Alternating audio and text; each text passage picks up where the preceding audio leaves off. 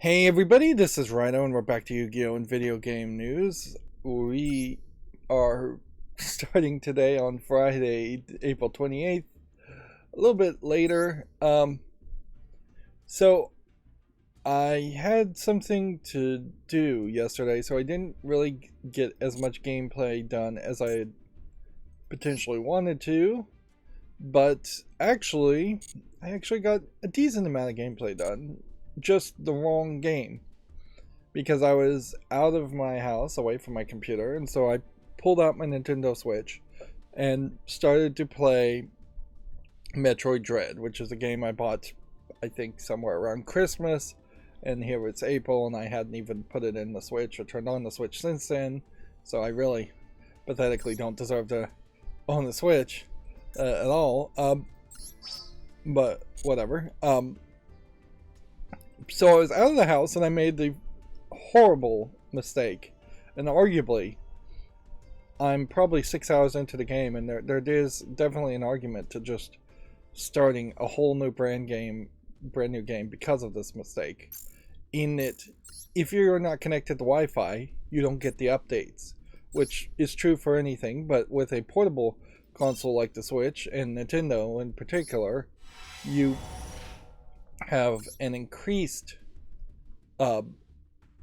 likelihood that you should be able to install the game and have updates either on disk or otherwise just not require the internet at all. And the major update in Metroid Dread is what they call a rookie mode, which is just a very easy mode. And I would heavily argue, and maybe this is just because I have big fat adult fingers and the Nintendo Switch is a baby toy with buttons that are designed for small baby kids' fingers. I'm being intentionally extreme here. But I find Metroid Dread incredibly difficult, particularly in the boss fights. I also find Metroid Dread, and just to give some general idea, I went in a fairly linear fashion forward to 3 different areas. It very much is like Metroid 1 or Super Metroid, which are games I really haven't even played. In fact, I'm very much in the Metroid Prime category, and that's really the game I would look for and want.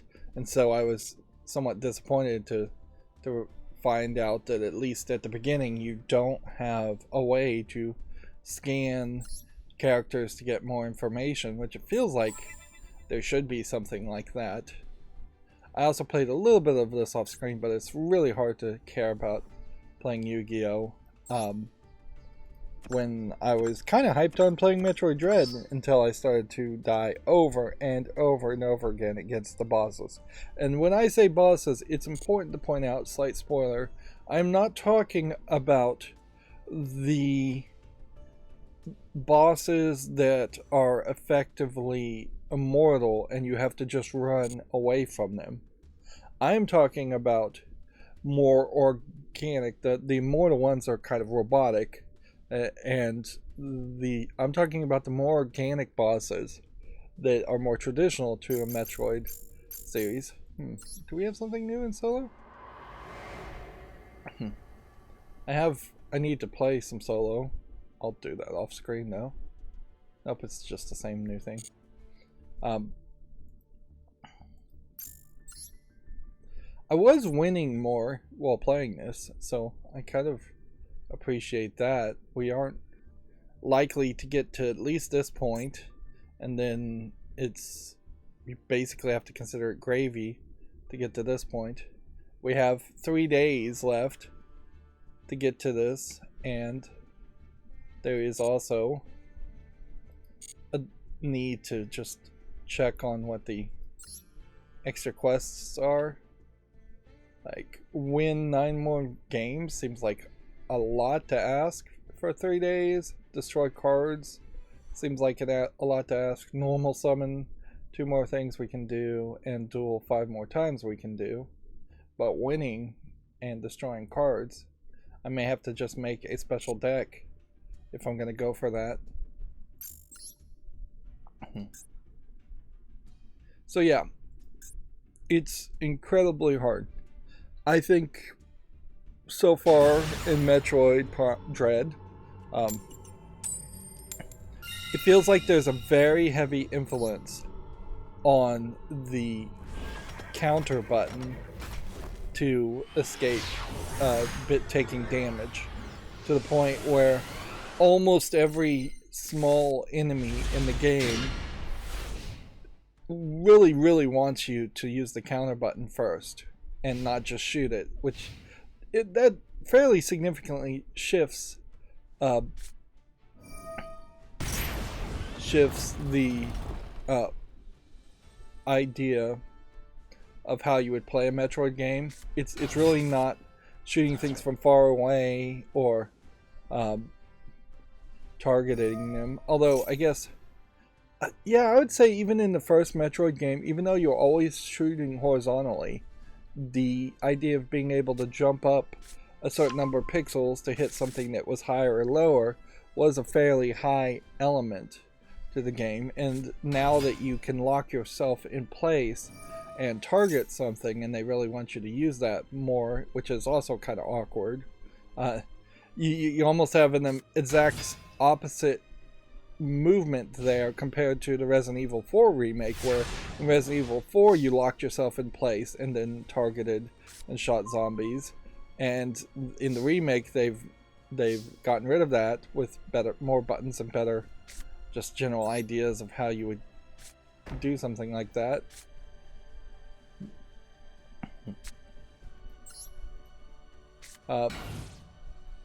Whereas Metroid Dread went the other direction, and you had free flow running and shooting both in Metroid and Super Metroid, and it's not even fair to compare it to Metroid Prime.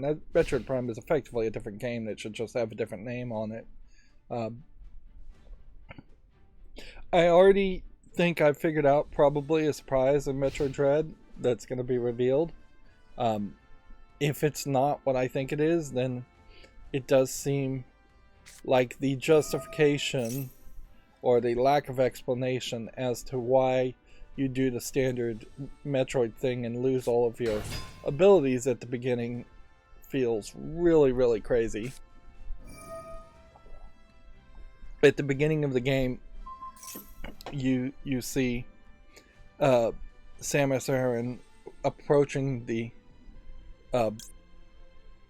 planet you're on in your spaceship, and you have this computer calling her lady, which I'm sure in Japanese that might have been closer to something like ma'am.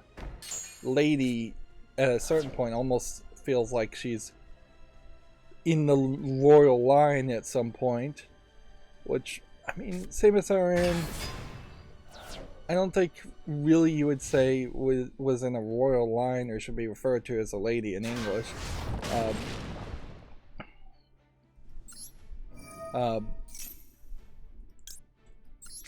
Like, I think Samus would have been a lot more correct, or Aran, Miss Aran, things like that might have been alright. Also, you could have just left off the lady. I mean, that is really an example of localization, particularly for computer AI that would have been talking to her this whole time. It's almost like they wanted to really emphasize to potential new players that Samus Aran is a lady.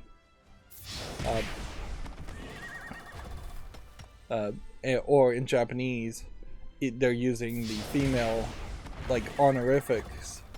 So if it was like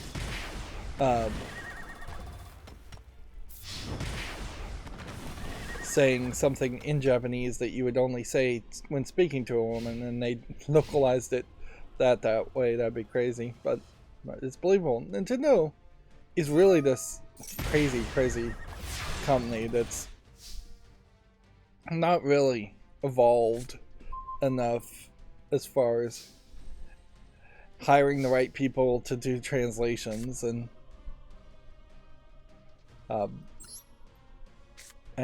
like modernize the way they make games. Because the real secret truth there is Nintendo really doesn't make video games as much as you would think. It's a crazy thing to potentially say, but it really is the case. They hire third-party and second-party developers to make almost all of their games. Metroid Dread, I believe, is exactly that case. Right.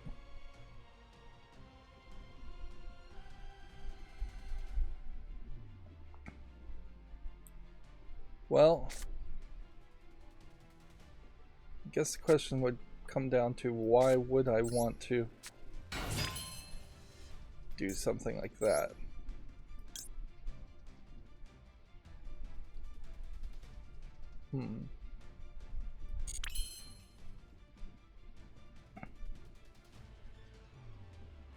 See, I would need a fusion spell, I believe, to fuse all of these.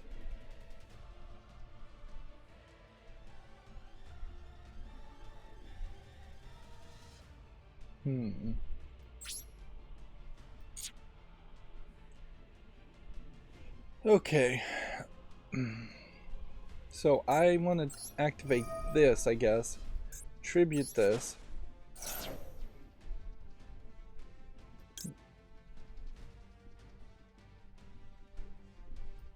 Don't want to activate anything here. Go into battle mode. Destroy this.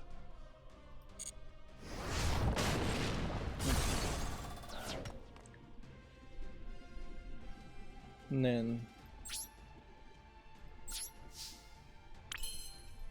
see what I could do here is I could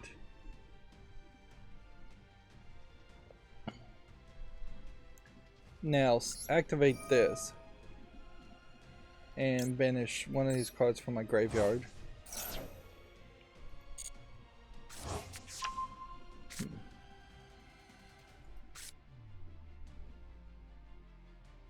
And I guess the question would just come down to, do I have anything here as far as any of these gym knights that require 3 things?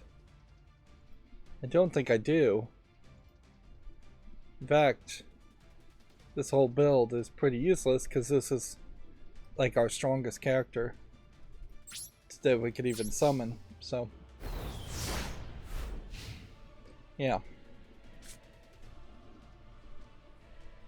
So unless this guy is just stymied, which he might be, this face down card may not be useful, and these 2 spell cards may not be useful. I may be able to just attack. I could do 700, but I'm not likely to do another 2,000 on top of that.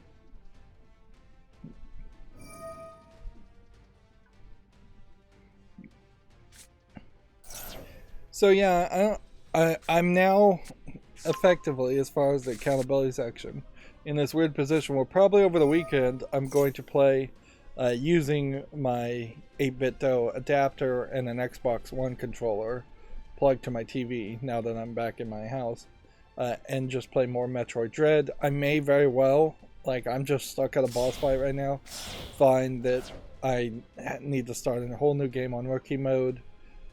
And I imagine, even though there is a hard mode and very hard mode that you unlock excuse me, after beating it in normal mode, I imagine that there's no major carryover in which you're stronger on a New Game Plus type playthrough,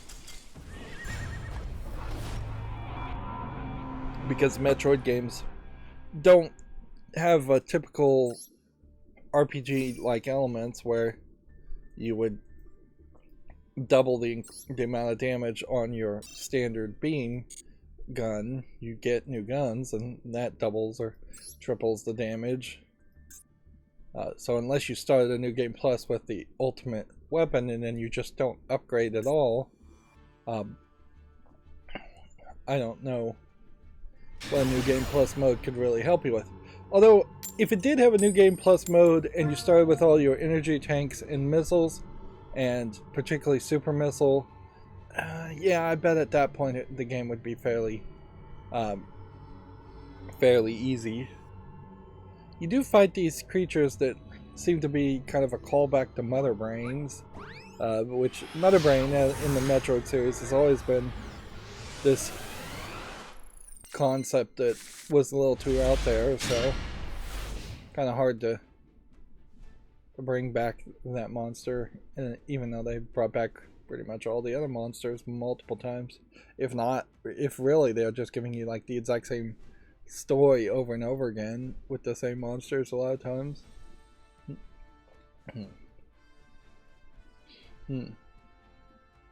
There is a possibility that the way I'm playing is a little too fast, and I've missed energy tank upgrades or missiles, and you really need an extra energy tank because you take a lot of damage, or you really need an extra 10 missiles because you need to pour them into the weak spots of bosses.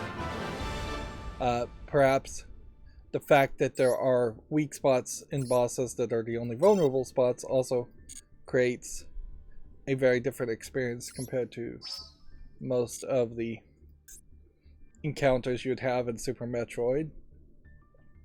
And yeah, the robotic immortal enemies create this completely different experience, in that you're going into entire major sections of the map that are a cat and mouse chase sequence, a runaway sequence. It's not so much a hide and seek sequence. You can kind of try to hide and seek, but it won't really help you too much later on. You have to kind of use it. Having fought 3 or 4 of these immortal enemies, I can say every time you run into one, they have some new ability, which just creates a new puzzle and this new area that you are forced to run inside of multiple times and then run out of, which means you really don't get free reign around the locations until you've defeated the nearly undefeatable monsters, robotic monsters. And it's really not a spoiler to talk about them because I think they're on the cover of the game and they were heavily in the advertisement. There is a mapping feature that seems like it is mapping every single square inch or so in the map, and I vaguely recall in some of the previous Metroid games that there was some kind of achievement for going all throughout the map. Also, in previous games you've gotten different endings based on how long it takes you to beat the game, which both of those would be very contradictory. I think in general, for most players, you want to reveal 100% of the map so that you know you've gotten all the collectibles. The game is a little bit easier in that it blinks places where there are secrets, but there are at least 4 or 5 places where I've been where I don't even see where the secret is. And in older Metroid games, there were secrets just hidden behind bricks, and you just have to shoot all the bricks in the entire game to find that secret. Here, I guess the blinking areas might be indicating that in that blinking area, I need to shoot every single brick around me. Once I got to the 3rd area, I basically had to turn back because I was missing an ability. And I feel like the game was intentionally forcing me to do that, which would have been fine to go back one area, but it really was forcing me to go back to the very beginning area. And at some point, I think there was supposed to have been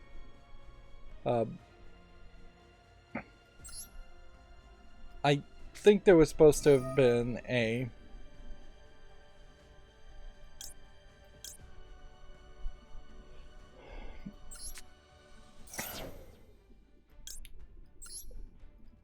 teleporter that I found. Sorry, I lost my track of thought there. Yeah. And by never finding that teleporter to teleport me back to the beginning, I wandered between the second and third area multiple times, and I was just like, I don't know what to do or where I'm supposed to go.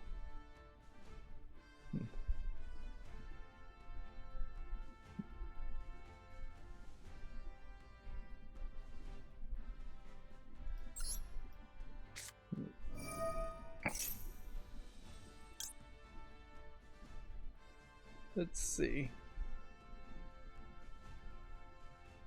Yeah, let's activate this effect. I'm not sure what this is going to do.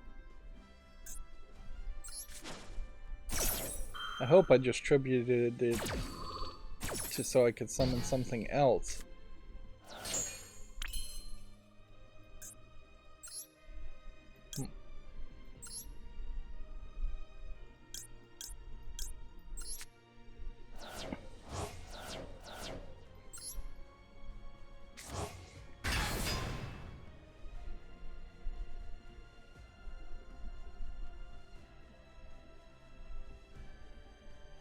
Sure, activate this effect, destroy all other monsters on the field.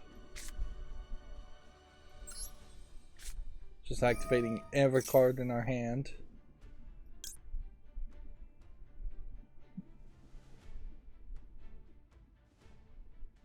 Activating that would just negate the thing. I don't want to do that.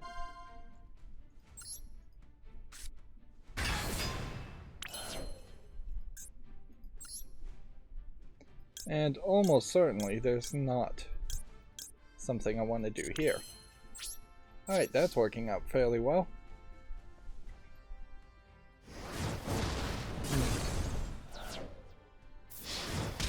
So yeah, I am focusing on Metroid Dread probably too much, talking about it too much.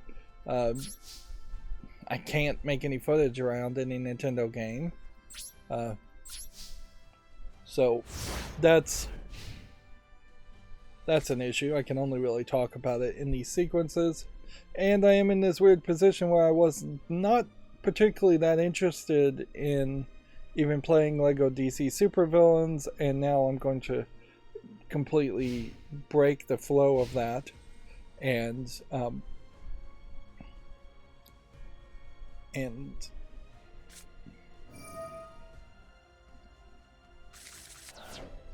play Metroid Dread instead.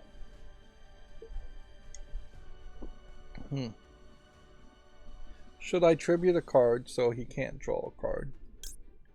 You know what? I'm gonna do it.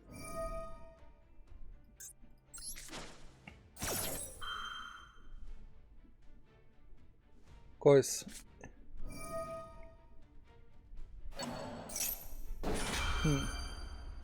So he desperately needs to draw cards, or he's just activating cards for no reason.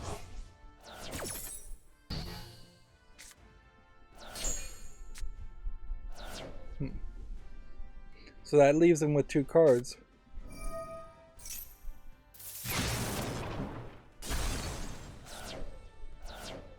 That leaves him with 1 card.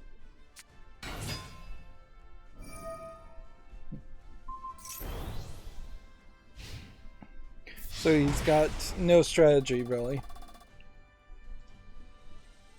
So he's going to be really stuck. That being said, unless I can special summon something or get something to summon myself, I am also going to be stuck. Like, I can't special summon anything here, can't activate this here. So best case scenario, I put this face down in the turn.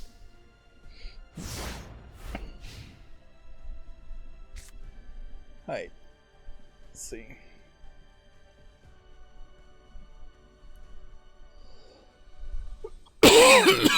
As far as the saga of my car radio, that is done. I probably will not ever talk about it again or ever try to install a car radio again. And generally, I think that is probably the case, as I just don't feel like the software is there. And anything you get OEM, if you play with that on a brand new car, that's probably going to do a lot better. And that's still probably not going to be that good. I was able to go to Best Buy and look at the car radios they had, and starting at after the brand name radios, things like Kenwood and Pioneer and Sony and things, all of their software looked pretty awful, and the only one that looked like it had the features that would even come close to something I would have wanted was like $1,300. So going from like a cheap Chinese $200 radio to a $1,300 radio on top of all the other hundreds of dollars of adapters and cables, like that would have been a ridiculous expense, when in reality I spent, I believe, $30 to buy a wireless charger car mount for my phone, and that's literally all I really wanted in the first place. Now what had happened in particular is my phone was broken as far as the Google Assistant, and I was able, over the process of the 3 weeks of working on installing a car radio, to figure out how to fix it, which stupidly came down to changing the language from like US English to UK English, because there was just something weird about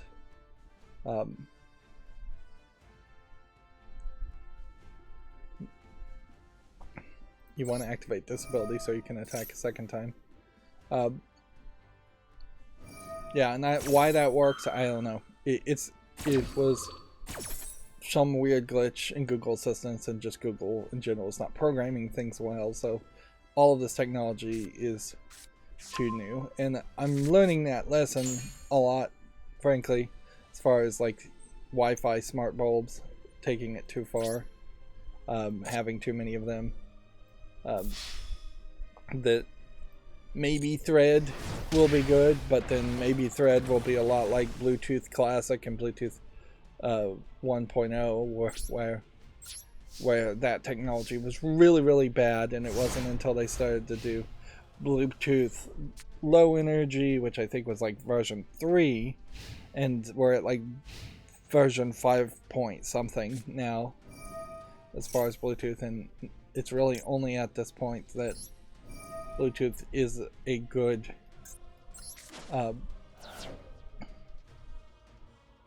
technology, I would say. Although not a good technology, particularly for Internet of Things. And even the Bluetooth technology is trying to become more of an Internet of Things idea with a new standard they're trying to implement for more mesh, that's not a word, mesh Wi-Fi connections between different Bluetooth devices. Right, so we got past the point of getting the collectible. Not that I really care about this Moai head. So now the desire is to just continue to win, to get gems, particularly to get the 300 gems here. Getting legacy packs is nice, but it's not really that important. In earning a title is almost certainly not worth the effort. In the next 3 days, I'd have to get a lot of victories to justify that, spending extra effort on that. And inherently, it doesn't seem like I'm getting better with the decks. Maybe I'm getting a little bit better as far as understanding the cards, but I think what really is happening here, and that's increasing my chances of winning, is that more of the better players stopped playing this event and went back to playing ranked. And so you have just a percentage of top tier really good Yu-Gi-Oh players, let's say that's the top 20% of players that were doing this event, and then they've mostly given up, and now it's just the bottom 80% of players, which are just like people that just don't know really the cards or how to play. So yeah, I installed the car mount. I sent back everything I could send back, nearly $600, because I bought 2 car radios, and I did try them both and didn't like the software on either of them.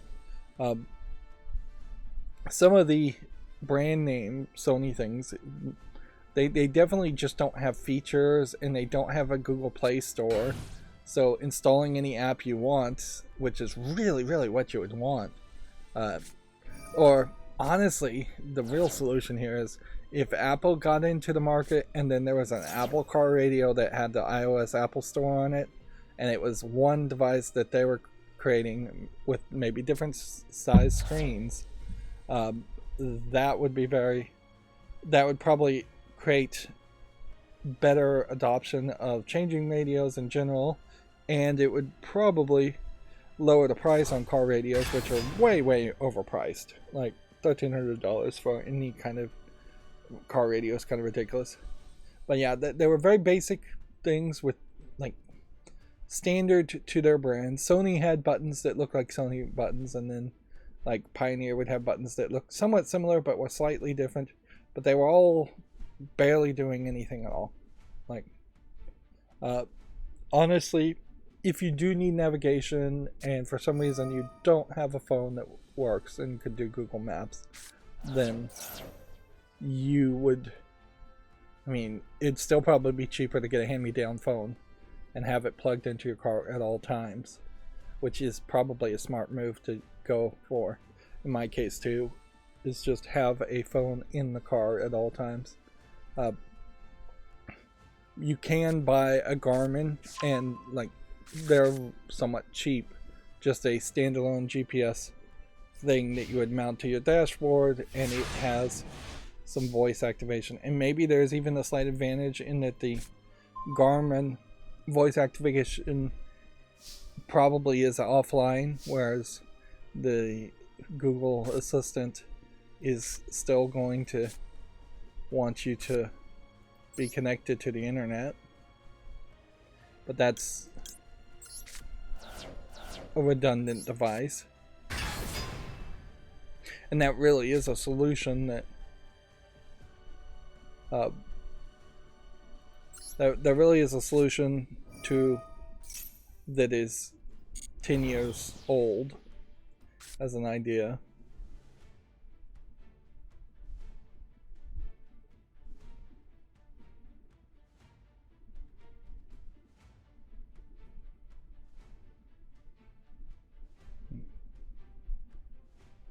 So I want to activate this.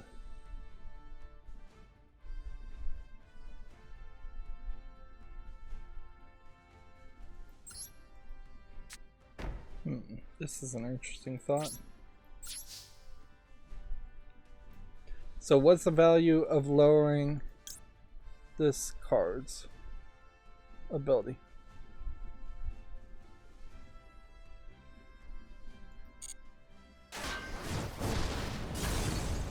Or lowering his star level.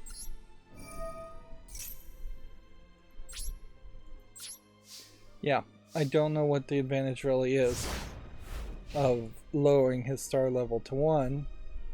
Lowering other cards' star level to 1 might work with this. Up to 3 monsters whose total levels equal exactly 8, ignoring their summoning conditions. Well, this probably won't affect this at all. So yeah, I sent everything back. I got the car mount. I'm done with that. There was a Slick Deals on sale for their front and back dash camera. I decided to skip that. They're clearing out because it has the Sony One, the first version of a Sony sensor, and they're probably going to roll out the second version of a Sony sensor, which would be a little bit better in quality.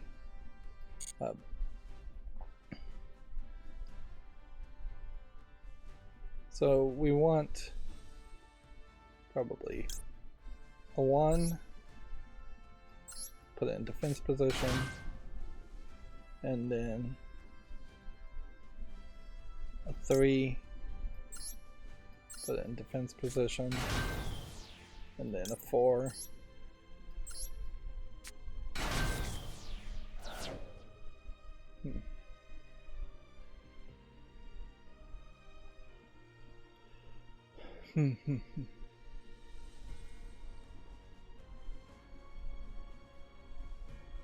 I'm gonna activate this.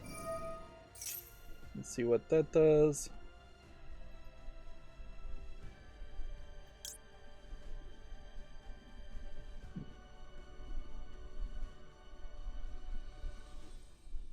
Activate this effect.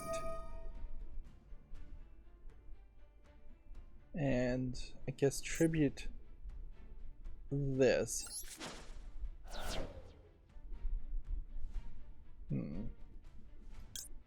Not sure I did this right.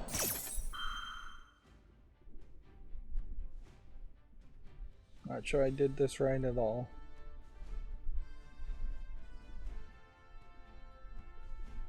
I needed to have somebody on the field that I could have activated to destroy this.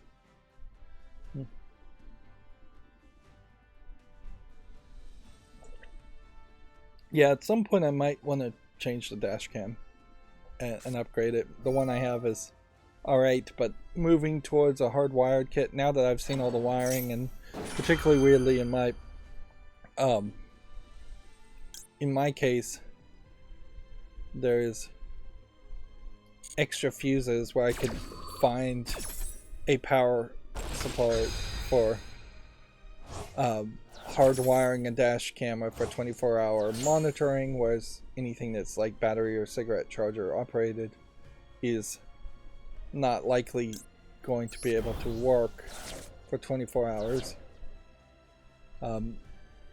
When the car is off, there is also a danger, certainly if you have a car with a small battery or if you don't drive that often, that hardwiring is a bit of a mistake. Which that is also a thought to consider.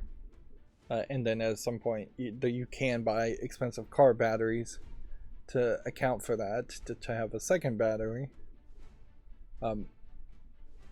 Or, you know, you could probably have a secondary battery anyways. I don't know if it specifically even really needs to be a car battery, just a battery charging kit. Because theoretically these dash cams are designed to use less power than that. Okay.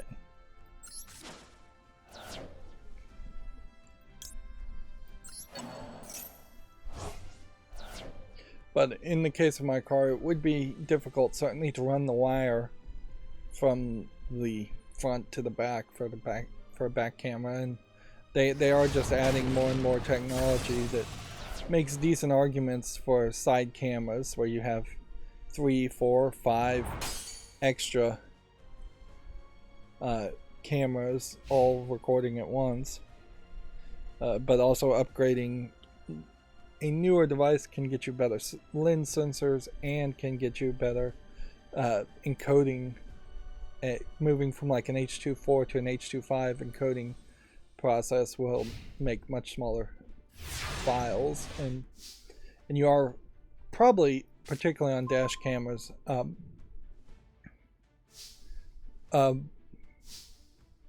running into the situation where you're either going to pay through the nose to have a 512 or 1 terabyte micro SD card, or you're going to put something smaller in it, and then when it comes to actually trying to use or look at the footage, you're going to realize that it's long since been overwritten because the devices are designed to just be set it and forget it. And so, yeah. See if this somehow works.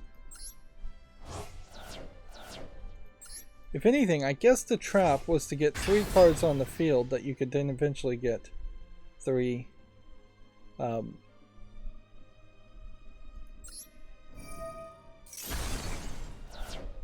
you could eventually get 3 cards into the graveyard to use to summon this. Alright, it looks like I turned that around. This is taking effort, to say the least. I'm having to pay attention a lot more. It definitely isn't just playing Zodiac Tri-Brigade and having everything memorized and doing the same actions over and over again. But if anything, that is making this game actually more enjoyable as a game. The other thing I kind of want to semi-name and shame, It's my own fault, 100%, I have to say.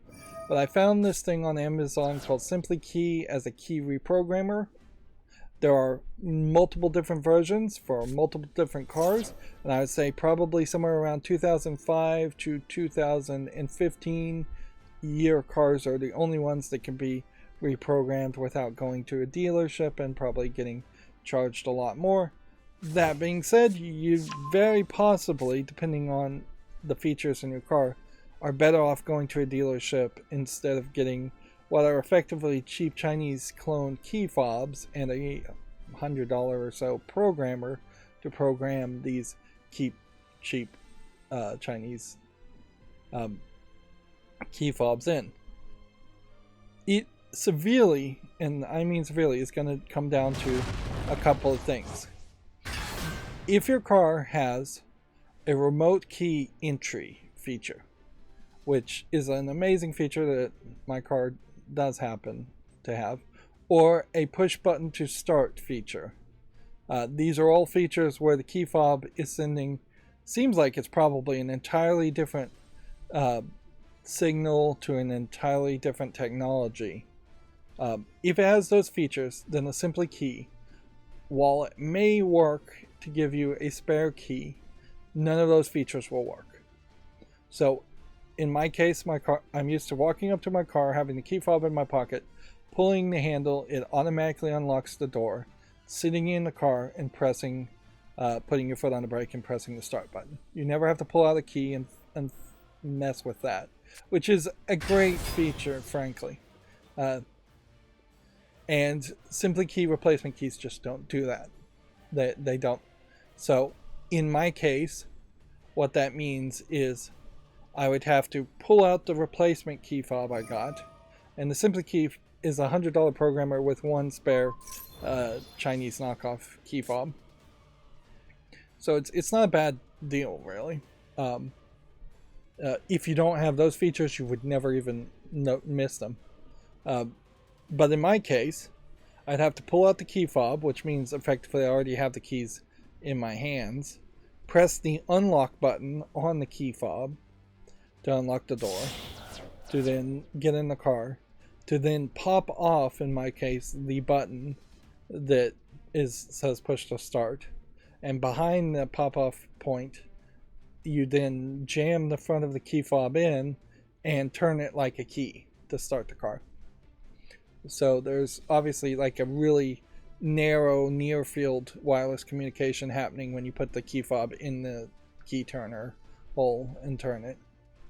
And yeah, that's just not acceptable, really, when you're trying to have extra key fobs like that. And yeah, I just didn't read and didn't see that they don't make it blatantly obvious that you're going to lose that functionality.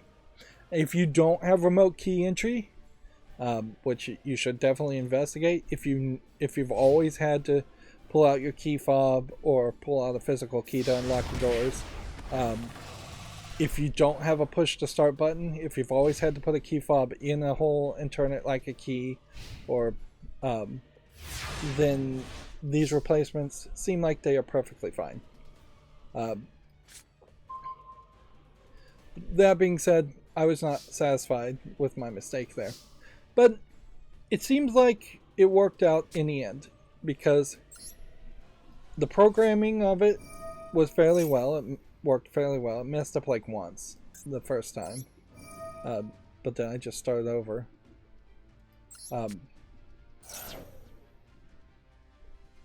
Just gonna send something here to the graveyard and hope I can special summon it out of the graveyard. No, I've probably lost here.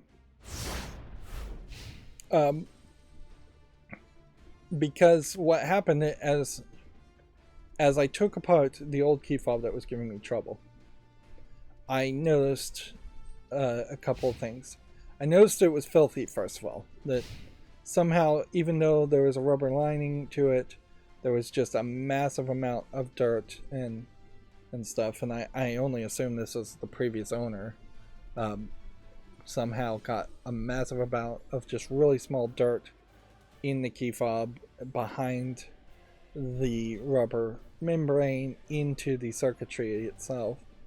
And so as I was starting to clean it, I noticed that there was a metal circular contact, because that's how the buttons work, is that there's a rubber membrane, and glued to the rubber membrane is a metal circular contact for each button that presses down a circular outline connector and an interior circle connector. So by bending this circular contact down when you press the button, it makes the 2 points come into an electrical connection, and that's how that worked. Well, one of the metal connectors had been disconnected, and so that would explain why it was intermittently not working, is that the connections had been short-circuited.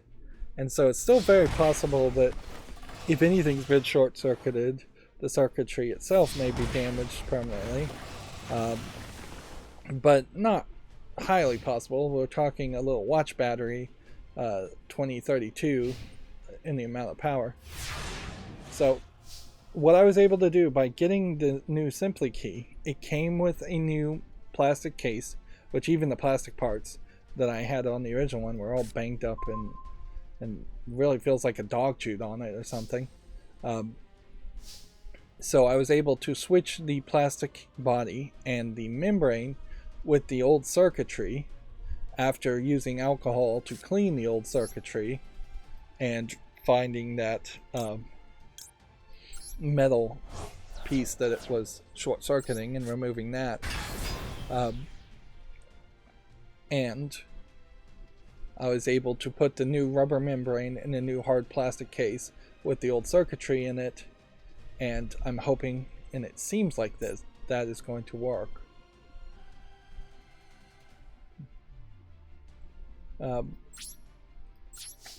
So I effectively fixed it, and I would have needed to buy a replacement key.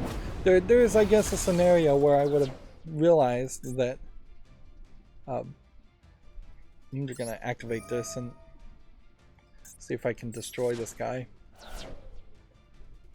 Nope. Well, then I'm going to lose. Just smarter to let the game end. Anyways. So, yeah, there's a scenario where I could have just bought a $25 pack from Simply of just the key fobs. And I could have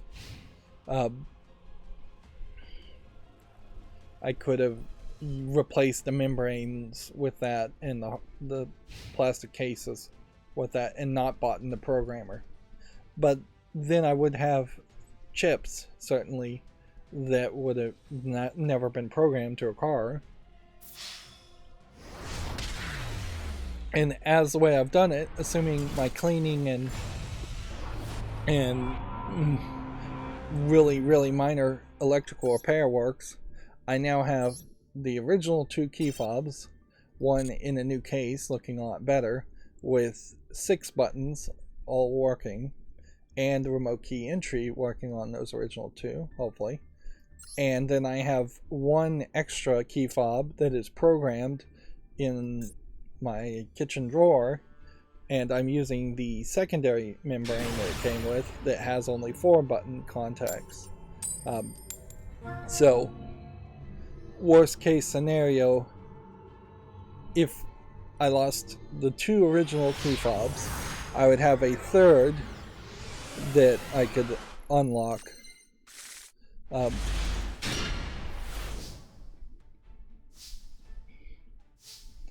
Yeah.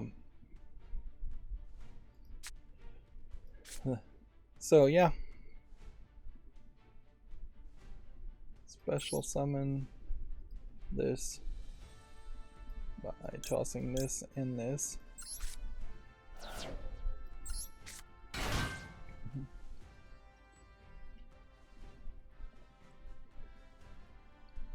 So yeah, I was able to use almost all of the buffalo, to use a phrase. Almost all of the components I was able to use to fix.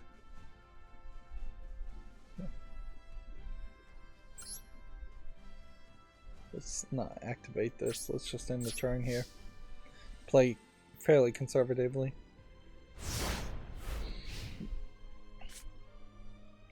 The replacement Chinese key fobs come with a blank key, so now I need to go to like a hardware store and have the original key, the blank key cut to match the original key, but the actual key part is really just in case your battery's dead and you need to unlock your car door. It's absolutely useless. It does not work at all to start a car. I don't believe it does.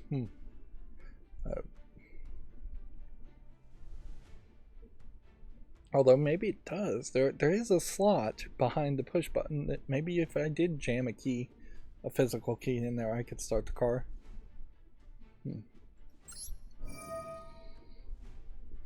Let's go and tribute that. And then see if we can stop him from activating that.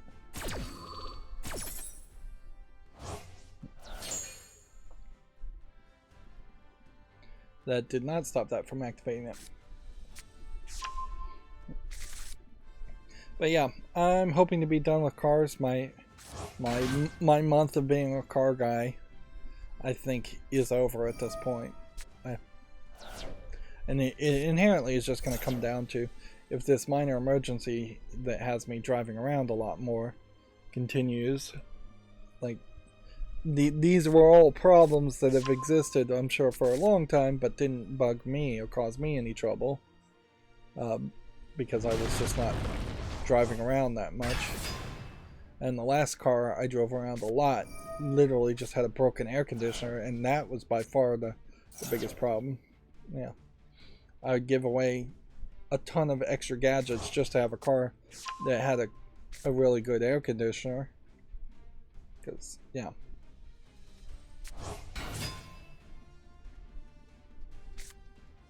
Alright, so let's start talking about video game news.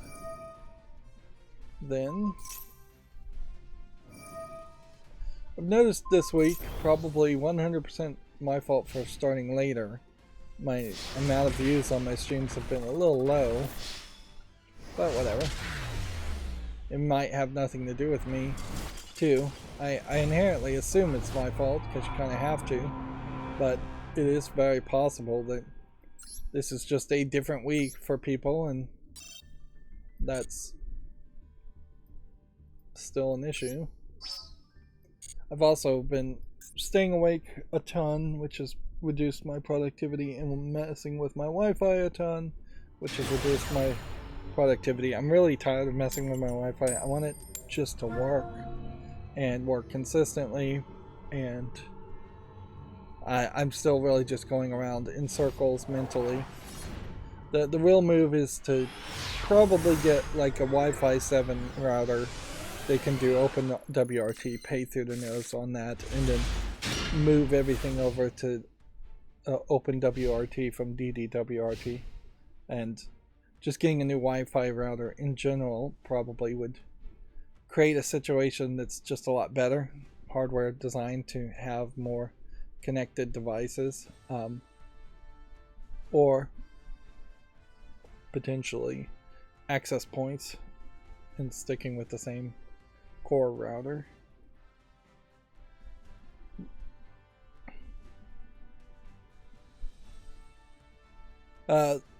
One of my favorite Might and Magic side games here, Might and Magic Clash of Heroes, has announced a definitive edition. This is from Komatsu for the PS4, Switch, and PC. Weirdly, not bothering to go to Xbox or PlayStation 5, Xbox at all. Now, the graphics on Might and Magic in general are flat cartoony, so unless they had new masters that they could render up higher, I don't know if the definitive edition here really is a remaster as much as it is just a rebranding. Says it includes its downloadable content, which in general that is probably a smart move if we started to see more games through that saying, hey, this is not the kind of game that really benefits from continuously having DLC when nobody's going to buy the DLC. And I would say in Might and Magic's case, it actually is probably fairly necessary to have the DLC.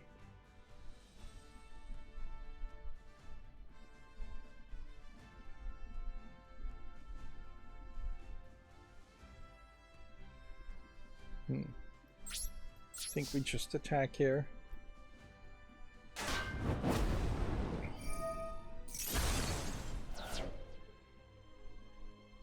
So, yeah. Getting the DLC, putting it together is fine. Having refreshed character portraits means like they just hired an artist and manager to upscale the character portraits, which you don't look at too much. And then it says many quality of life improvements and an expanded, fully reworked, rebalanced online mode. And maybe the online mode is the real reason that they would bother to do this at all, in the sense that this is a Ubisoft game more than anything else, and Ubisoft is probably trying to continue to have games with online mode without actually having to pay for the servers as much. So at the very least, this isn't a case where, like the Assassin's Creed online games mode that was crammed in and really not that necessary. I would say the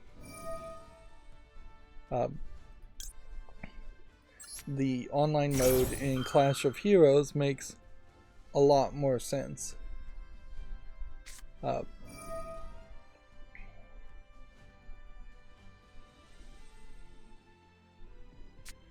But yeah, that would be my guess as to why this is being re-released. I feel like this is a fairly popular, but also it's kind of targeting kids, and it's a puzzle game, and so it's weird to even say that it's taking place 40 years before Heroes of Might and Magic 5. Like, I never even for a second considered it in canon at all with the Heroes of Might and Magic series, even though it does have heroes in the name, and inherently that is also kind of just ignoring any of the other Might and Magic video games, which then I think I never really received the other Might and Magic games particularly well. They're all very old games, and even Heroes series is very old and kind of ignored. I don't know if Ubisoft even owns them. So yeah. So like this zoomed in character portraits, I assume, is what they've upscaled. I wouldn't even be surprised if it wasn't just an automated thing. I would be surprised if it actually was like artificial intelligence AI upscaled, but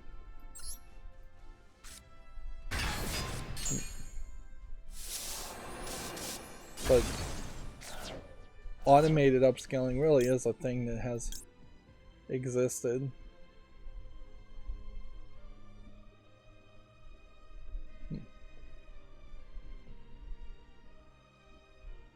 Yeah, I don't think I want to activate either one of these effects. So yeah, it might be that it's really these character portraits that have just been updated, and I'm not sure I recall ever seeing this interface, but this may just be the online stuff. This looks exactly like the original game. Like I basically need to be in full screen mode to even potentially notice a difference. This looks exactly like the game. You walk around an open world and there's challenges and puzzles and different kinds of match 3 or match 4 challenges. It's not a pure match 3 game as so much as it is its own thing.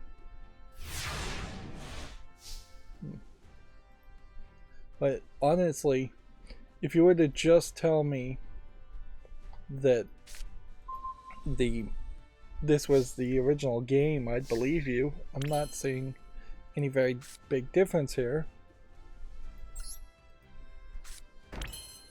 Let's see.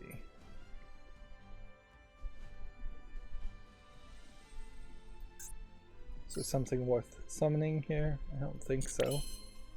Alright, let's just attack and see what happens.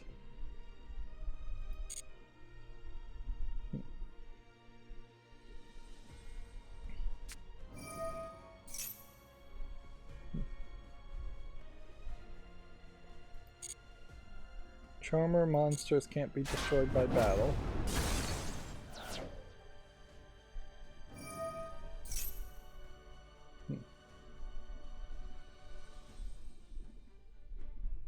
What is this?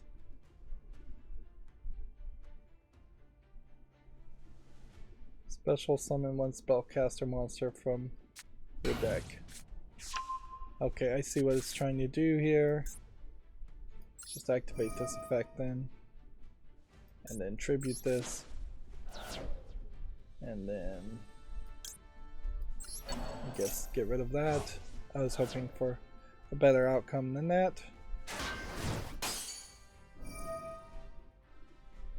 So we have one face-up Charmer, which then let him steal the card.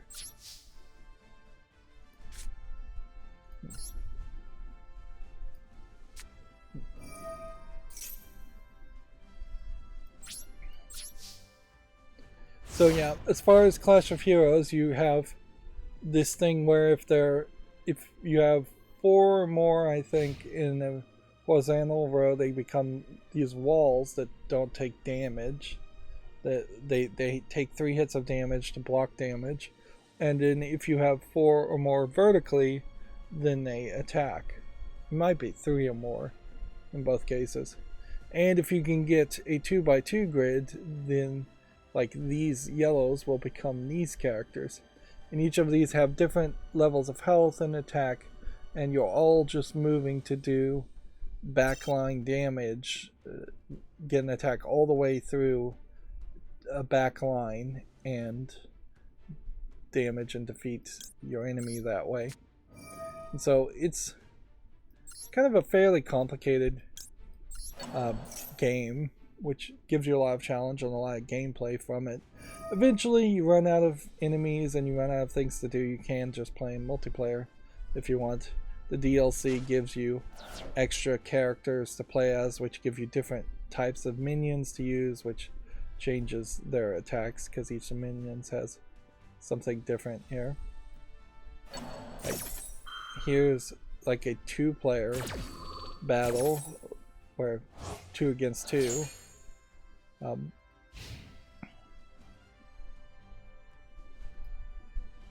And that would complicate it certainly.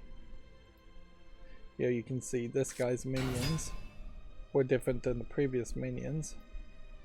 There's like 5 hero classes originally, and I think they add a couple more, or they add different characters that are within the same hero class that gives you different abilities.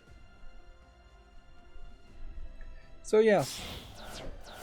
Now noticeably, what they are not doing here is, these are all just the same screenshots, they're seemingly not giving you a free upgrade. And it would be hard to justify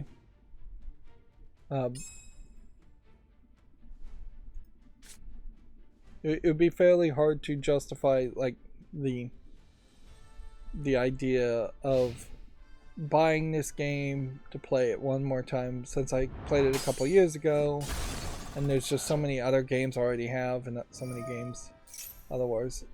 See, this Phoenix attack here clears the entire row. It does so much damage forward in 2 lanes.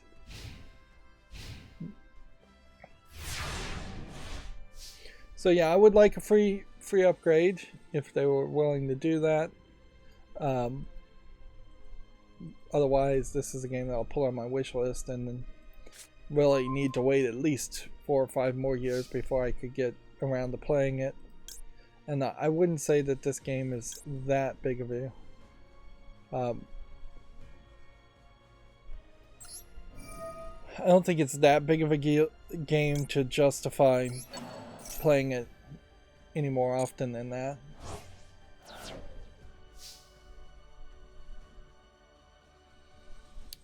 But it is interesting to point out here, as the next bit of information, is that Capybara Games, who originally worked on this game, seems to have been completely left in the dark by .emu as far as the release of this, and you can see that .emu is the publisher now, whereas the artwork here says Ubisoft.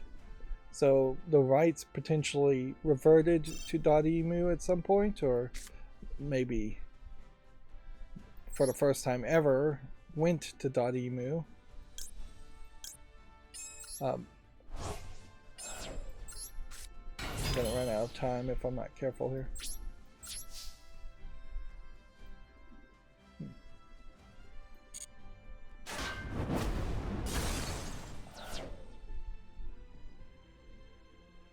This guy's ability may just bring back more things. And so we need to tribute something that...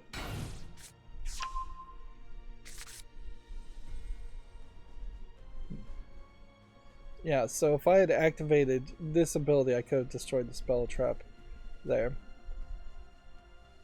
And this guy's ability.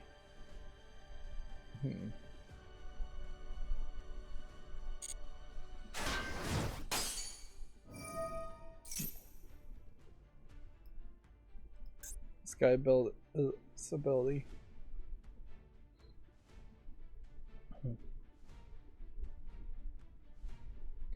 Just banishes cards otherwise.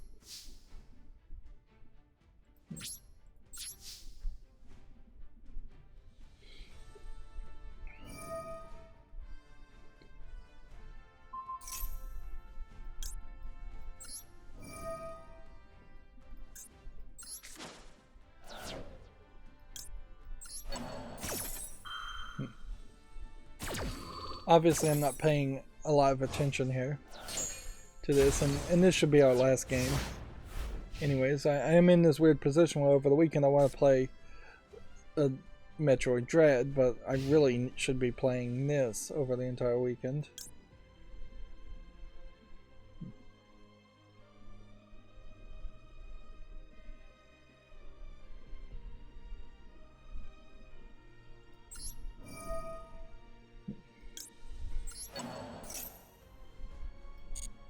So this card lets you put this card back in your hand, so you can just kind of go in circles. If this guy can't summon anything this turn, he's in trouble. So Cappy Games tweeted immediately, basically after the announcement, maybe a few minutes, this response that I guess it's probably pretty easy to make something like this as far as a tweet longer, and if anything, nobody's paying for the blue check mark stuff or gold check mark to have longer tweets or edit tweets. There are actual features that people kind of forget even exist that would justify paying for Twitter Blue because of just the massive amount of controversy otherwise around it.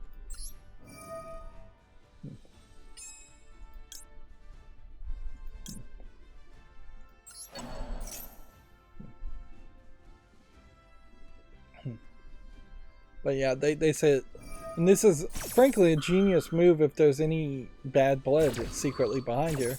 We're happy to see Clash of Heroes get new life with the definitive edition. Clash of Heroes is an important part of our history, and many of our original developers are still at Cappy.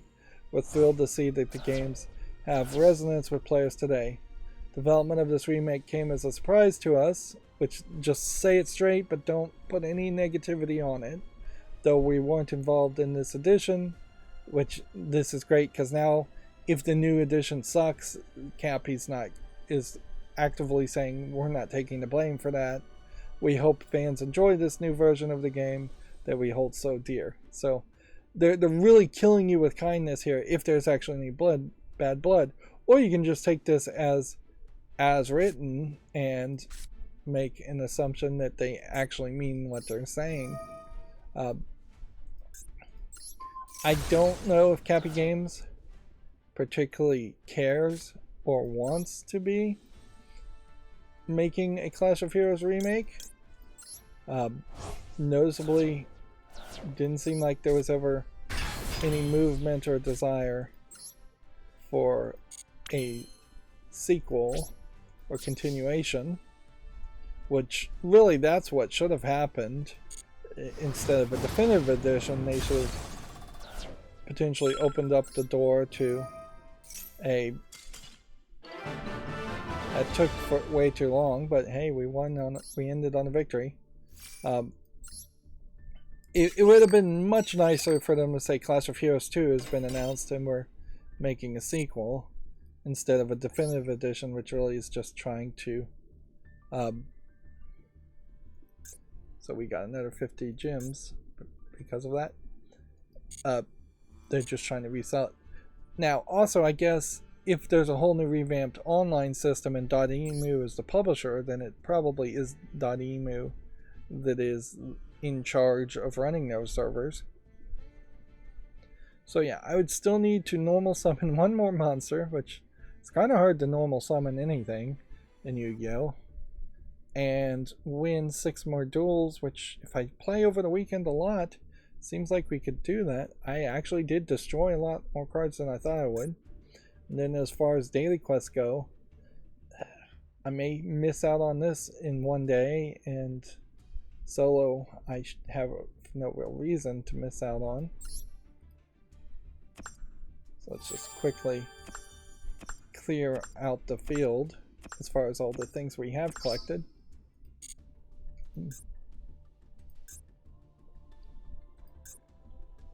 As far as logins, there was 6 days in which I didn't log in, and we have a duel live also.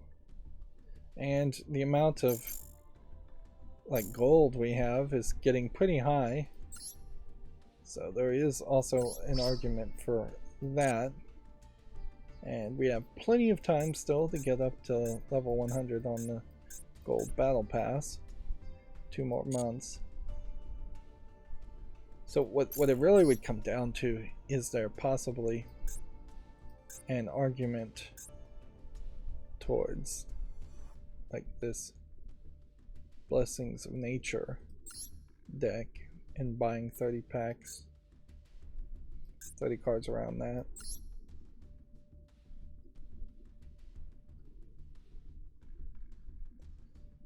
You know, there is a decent argument for that, so maybe on Monday we'll focus on that and open 30 packs here, and then that will give us some secret packs, and then potentially consider opening some secret packs. Meanwhile, we're still getting our steady stream of these legacy cards, which, yeah, that was a pretty poor result, only having 1 new card there at all, and everything else being old.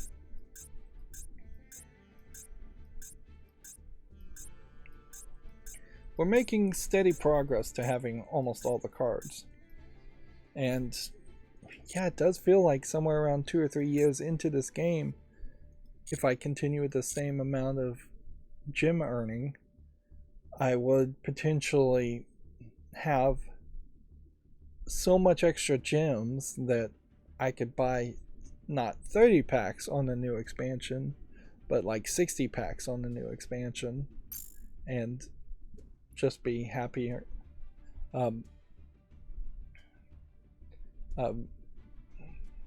Just immediately get the newest cards and focus a lot more on like the meta deck stuff. There we go, just turn on the blur. So yeah, kind of a genius response. On the face of it, you say they're being very positive, they have nothing negative to say, but they have been very shrewd in saying, hey, we didn't know anything about this, so don't blame us for not telling you. We weren't involved in it, so don't blame us if it was bad. And thanks to everyone who worked on the original game, thanks so much for your hard work. That's a very positive thing. So they really have gained some brownie points here that they otherwise really would not have gained. Let's see. Off of effectively announcing nothing. And then Double Fine, I guess, not having anything to tweet, decided to say, the taste of creativity, we lift our glasses along, Tim, and wish you all, you cool writers and all artists, a productive weekend. Productive weekends? What does that mean? Weekends really shouldn't be productive. Oh wait, the bottle's empty, gotta get more tears. This is really just this guy who runs Double Fine, which is owned by Microsoft, showing off he's got this joke bottle of writer's tears, which are red for some reason, like blood, and he's just showing off that. And this is his office, this incredibly ADHD, sporadic, messy office as the boss, which honestly, offices for bosses, I would say, I guess it probably is real alcohol, so he's also drinking on the job. Tim Schafer. I guess part of this is to promote Psycho Odyssey.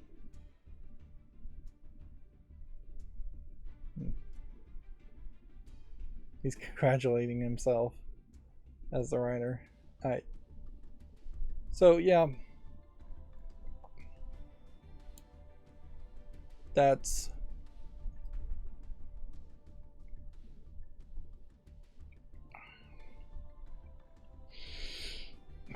basically nothing. Yep. And unfortunately with Double Fine, that is the case, so you get a lot of promotion for basically nothing. Here we have a cosplayer, and Resident Evil 4 at this point is almost to the point where it's not worth mentioning anymore. But this is an interesting comparison of the in Photoshop and the reality of a semi-professional or professional photo shoot of a cosplayer.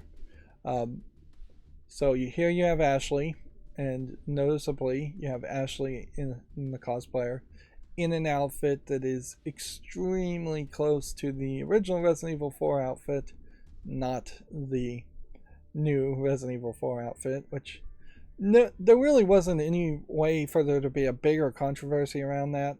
Like, some people are not going to like it, but it really was such an insignificant part of the game. Now, if Resident Evil 4 instead had been more of a lewd adult game where you were just ogling Ashley the whole time and they had removed that element, then that would have been a much bigger deal.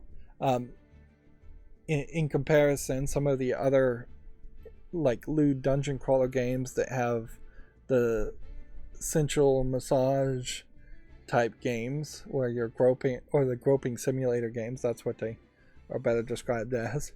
Like, when that was a major sales point of the game originally and that gets taken out, you're losing a major factor.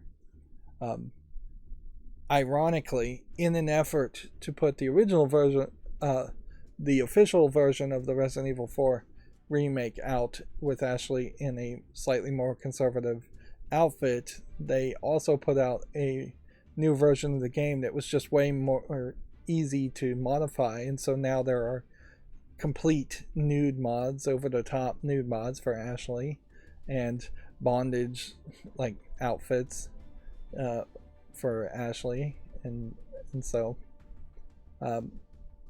it's even more extreme now. And that was even with like Resident Evil 2 remake too. Is as soon as they started releasing PC versions of these games with the newer engines, it was just way easier for fandoms to make their own mods. But photography wise, here you can see there's a probably camera tripod Nope, this is not in the right place to be a camera tripod. This has got to be a soft light box type light or something, whereas this is more of a spotlight lighting her up. And she's just sitting on this step ladder, and you can see in the background there's a very wrinkly cloth here, which you really would want a better green screen idea. Like, there obviously has to be some kind of blue colored lamp lighting this part and some kind of purple colored lamp lighting this part, and maybe that gets you better shadows on the face for the final product, but you obviously have to know what your final shot actually is going for, and I have to assume that this is a similar shot to what is actually in the Resident Evil 4 remake game. Otherwise you would have just done this in green screen and done this in post, because in post you can see they have done a massive amount of modification here to effectively crop out the cosplayer or crop out all of the background and only put in the cosplayer, which they arguably probably did it the wrong way here, depending on how good your green screen technology would be.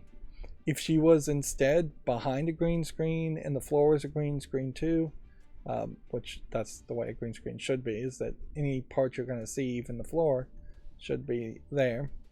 And if she was sitting on a green painted in, or I'd say because of the green dress, a blue painted in like blue screen instead of green screen, if she was sitting on a blue barrel or something prop, then you could have edited all of that out and just had her body, and then the rest of this was digital after the fact anyways, so why stage it and make it more difficult on yourself? But then I will also say that these cosplayers are probably not 100%. Let's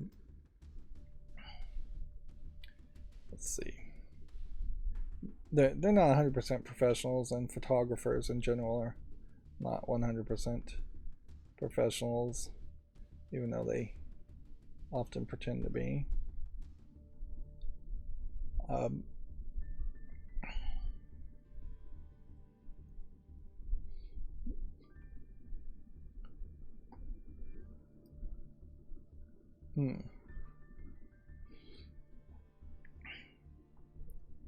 So yeah, we probably will consistently see more Resident Evil 4, and in particular Ashley. I basically saw no cosplay as far as Leon, and there's not a lot of crossplay. Some people in Japan do it, but not a lot. So you don't see like female presenting cosplayers dressing as Leon, or a female Leon, or male cosplayers dressing as Ashley, or a male Ashley, which those can be funny outfits, and that's a kind of a great way to have your outfit stand out and not look like it is just trying to 100% copy an existing character, which most cosplay is around the idea of loving that character and copying it, but you can put your own creativity into it. Certainly a male Ashley done well in a cosplay competition would stand out a lot more than 3 mediocre female cosplayers cosplaying as Ashley.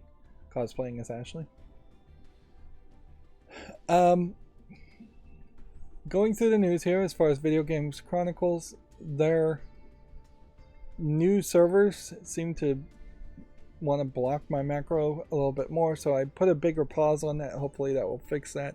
I'm also noticing that on this page, my ad blocker and custom content creator has missed something here. A new advertisement vertical, which I suspect means that they are working towards something different on their website.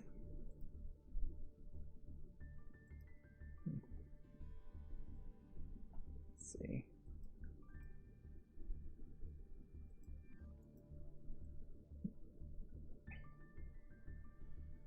So yeah, it does seem to me like the whole thing may be getting changed.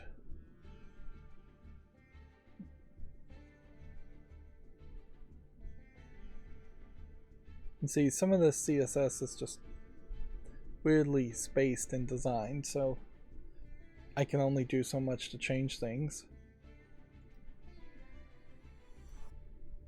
And maybe you can zoom out more or zoom in more.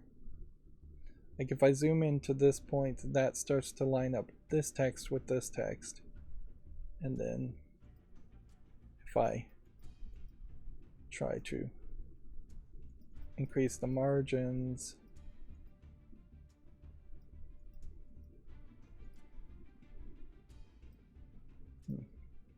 maybe I can do that. Really don't have time for all this though. Right, that looks like that might have done something. Is that not working?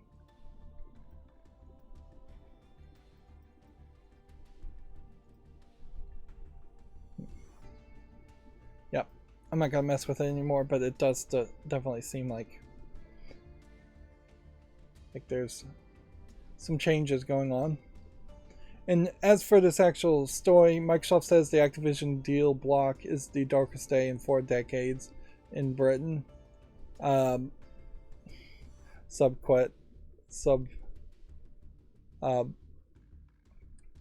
here: the president, Brad Smith, claims the EU is a more attractive place to start a business.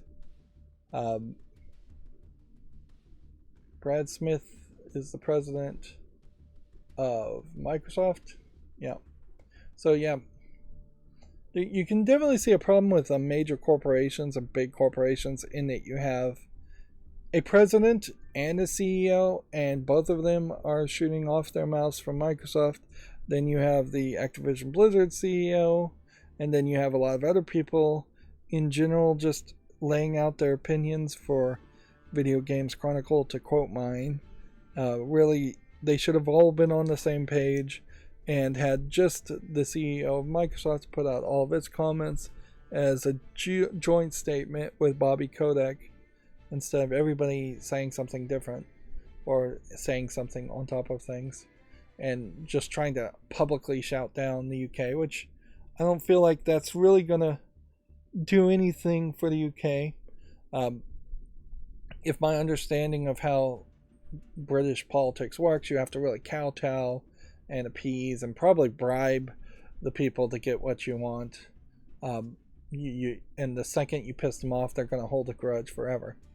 Now, this is a terrible quote to have quote mined, to say that the darkest day in Britain in 4 decades is the blocking of your merger, because you're ignoring, say, 4 decades.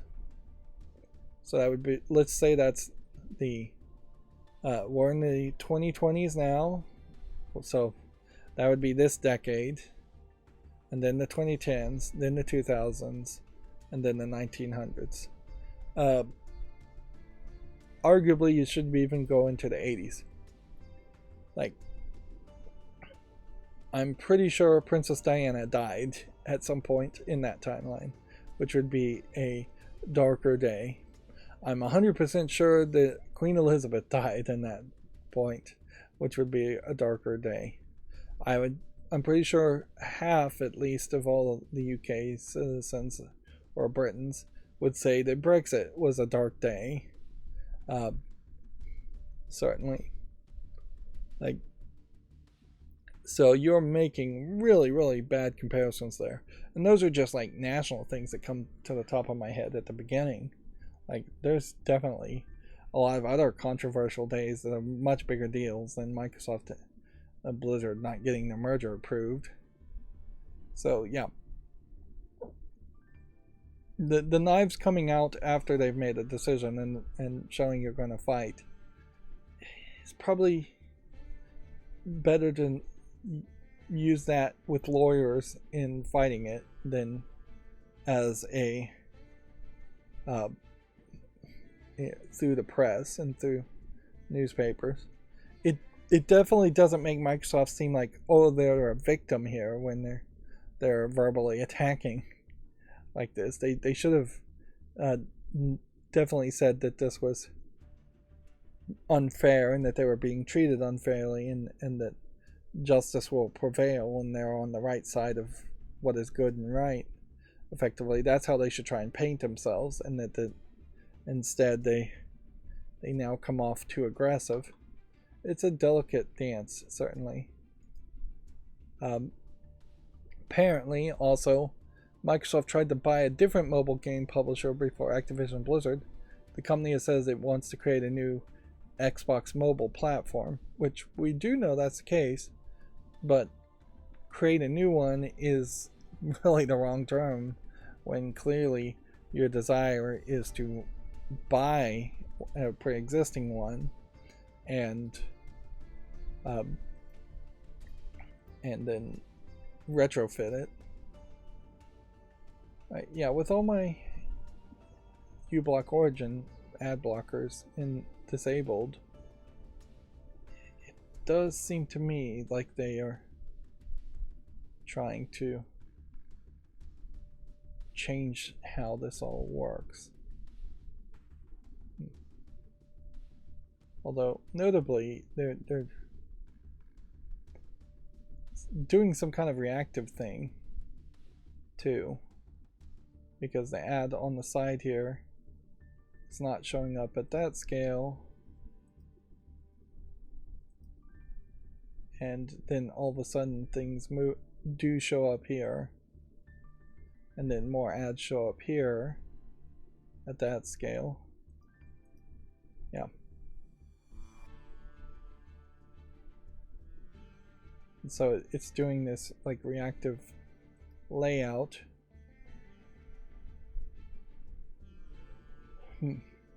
And at no point does this look good at all to the end user. It's just ads, ads, ads. Oh, the internet has really just become a mess of, we've got to make money, we've got to advertise it. Heck, if you just could do basically grants or universal basic income for people who own websites, that would be a trade-off I'd be willing to consider, certainly, to get rid of all of this ads. So it's not until you get to like this zoom that it works.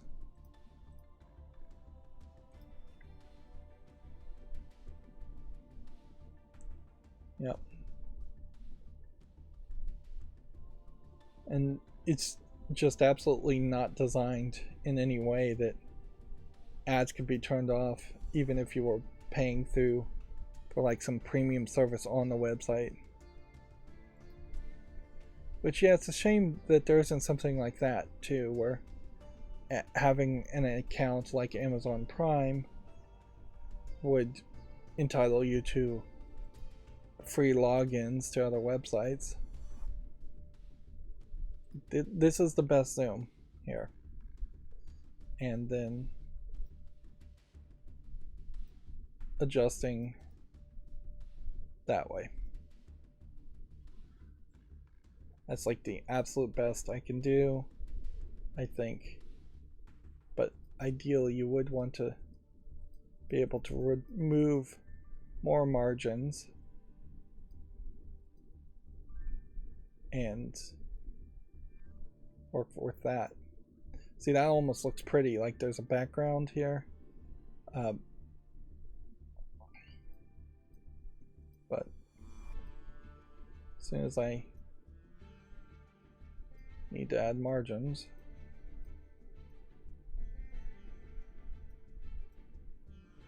I have to do something Basically like that.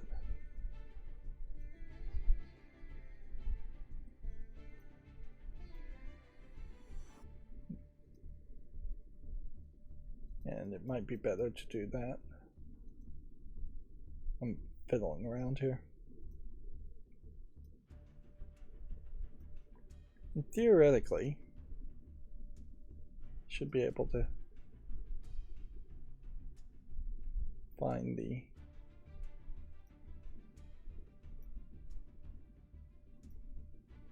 background art here and then remove that, but doesn't seem like it wants to do that. Anyways, I'll work on that later. Man, I'm derailing myself. EA is planning weeks of Star Wars Jedi Survivor patches to fix budget bugs and performance issues. I saw a review of this on PC, and apparently it's just in terrible state as far as the PC version, despite being delayed for polishing, has major issues. Suppose it is possible that I signed my own death warrant as far as having less comments in the chat by changing the pinned topic, as far as adding the no dueling the show with off-topic questions or challenges. But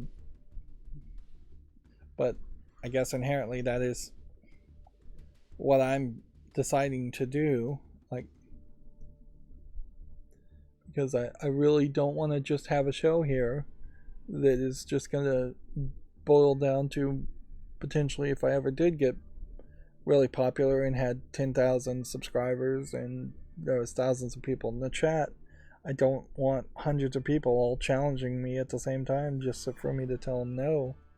So better to just say no first and maybe add a little bit of negativity in the pinned comment than constantly having to address it and making it potentially more personal every time somebody asks me. And inherently, ever since I've updated that, it's been 2 or 3 weeks since I did, it is worth pointing out that there have been multiple people who either didn't read the pinned chat or didn't think it applied to them and still tried to challenge me to play Yu-Gi-Oh! And I'm just like, I don't know what more I can say.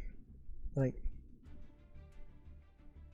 it's like putting up a sign in a no soliciting sign on your front door. It's very much like that, in that almost every single solicitor will still come to my front door even though there's a sign that says no soliciting.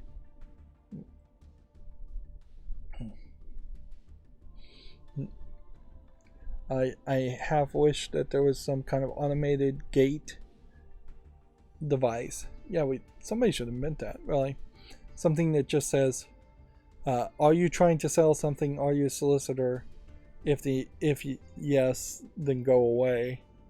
Otherwise, if you really need to reach me, I'll press this bell, but they still would just press the bell. You make them do a math problem or wait 5 minutes or something fairly dangerous here. I guess maybe gated communities really are nice for that one feature, that you probably aren't getting a lot of door-to-door salesmen there.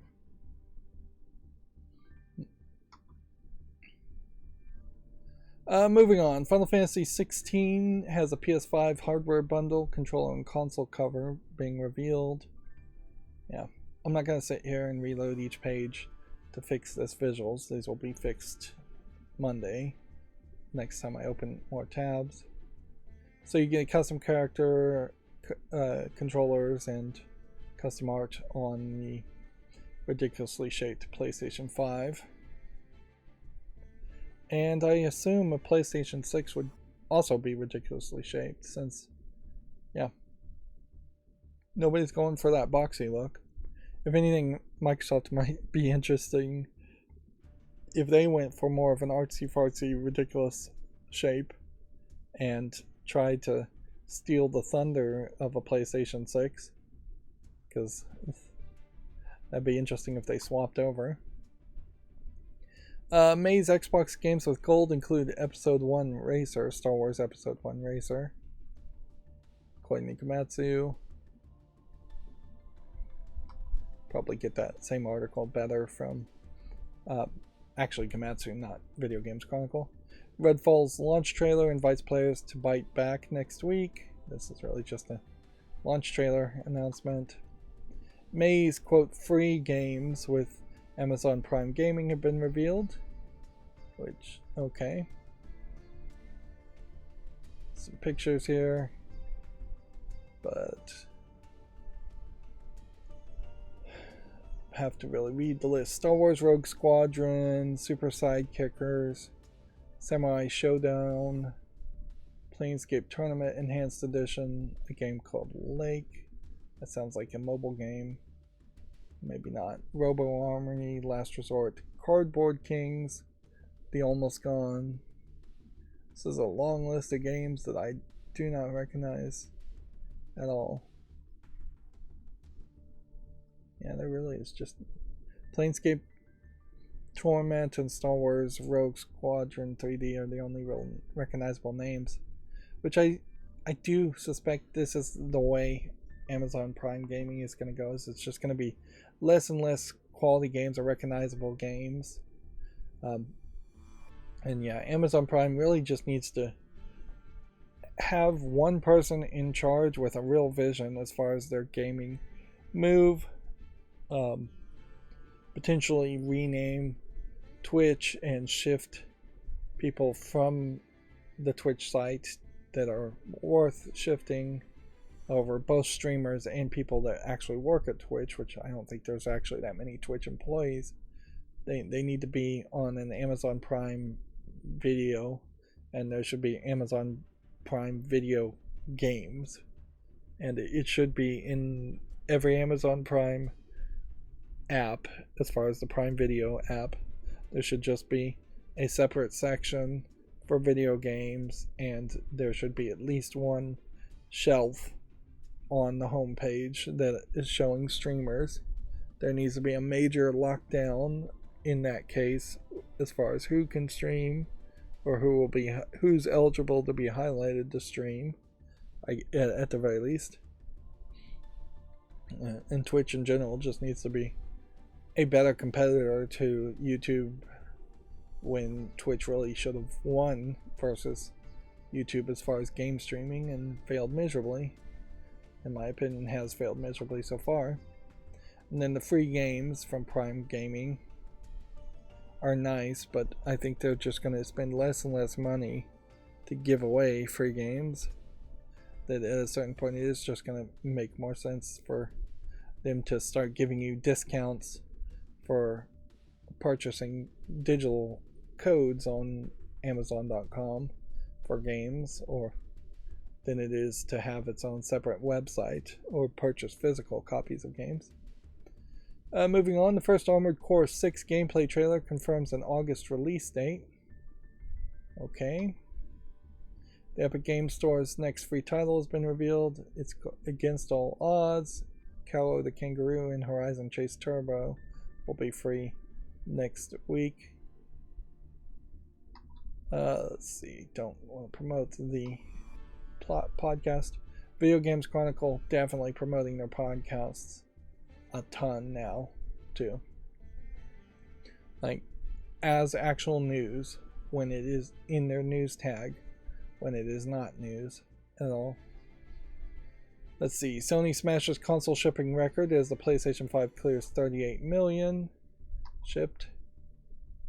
Activision's CEO Bobby Kotick expects an accelerated UK appeals process after a, quote, irrational Microsoft deal block, which, yeah, this is the problem. Here you have Bobby Kotick also saying something and just no unified response. If anything, this very well may have been the reason why it was blocked in the first place, is that you had seemingly three different entities not working together well with the lawyers to say make one claim and one statement at a time and be consistent in your statement. We have yet to see a case where Satya Nadella, as the CEO of Microsoft, or Larry Herb, Major Nelson, as the president in charge of Xbox in Microsoft, or even the president, which I don't think the president really needs to be involved at all. But they should all be standing on the same stage, making the same statement, holding hands figuratively, if not literally, saying, hey, we're committed to this. We think we're all a great fit. We think this will be great for Britain and great for the world. I don't think there's really any laws to stop them from having a consistent statement where everybody's side by side talking. But yeah, it's fairly crazy to expect the UK people, the board, who have just been insulted, to accelerate an appeals process, or UK citizen or UK government in general to accelerate an appeals process for any reason. Like, why would anybody be treated differently or faster than anybody else? That's not fair at all. It is very possible, though, that the appeals board is different people than the people who actually blocked it, and the appeals board, for one reason or other, may very well act fairly quickly and side with Microsoft.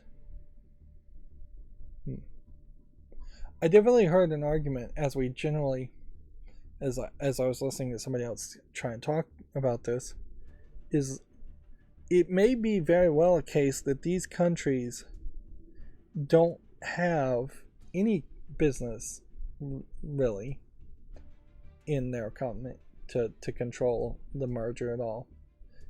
I don't think this is the case, but it might be the case that there are no buildings, no offices, no subdivisions owned by Activision Blizzard in Britain, in the UK. And the reason why they were seeking approval is because if they don't get approval for this merger, then the UK would just say, well, then we're just going to block all business and not let you sell games or have any business in the UK. And if that's the scenario, that Microsoft and Activision Blizzard could go through with the merger anyways, and then they would just stop doing business, they just pull out of the UK. I mean, that just gives more firepower to Microsoft and Activision Blizzard, because they probably could do that, and the public outcry would probably be very high if all of a sudden the gamers of the UK can't play any Activision Blizzard games, can't play Call of Duty, can't play Diablo 4, can't play World of Warcraft. Yeah, there would be a huge public outcry there, and maybe you would have to do both to push through this kind of merger, and maybe you would lose one company at most. But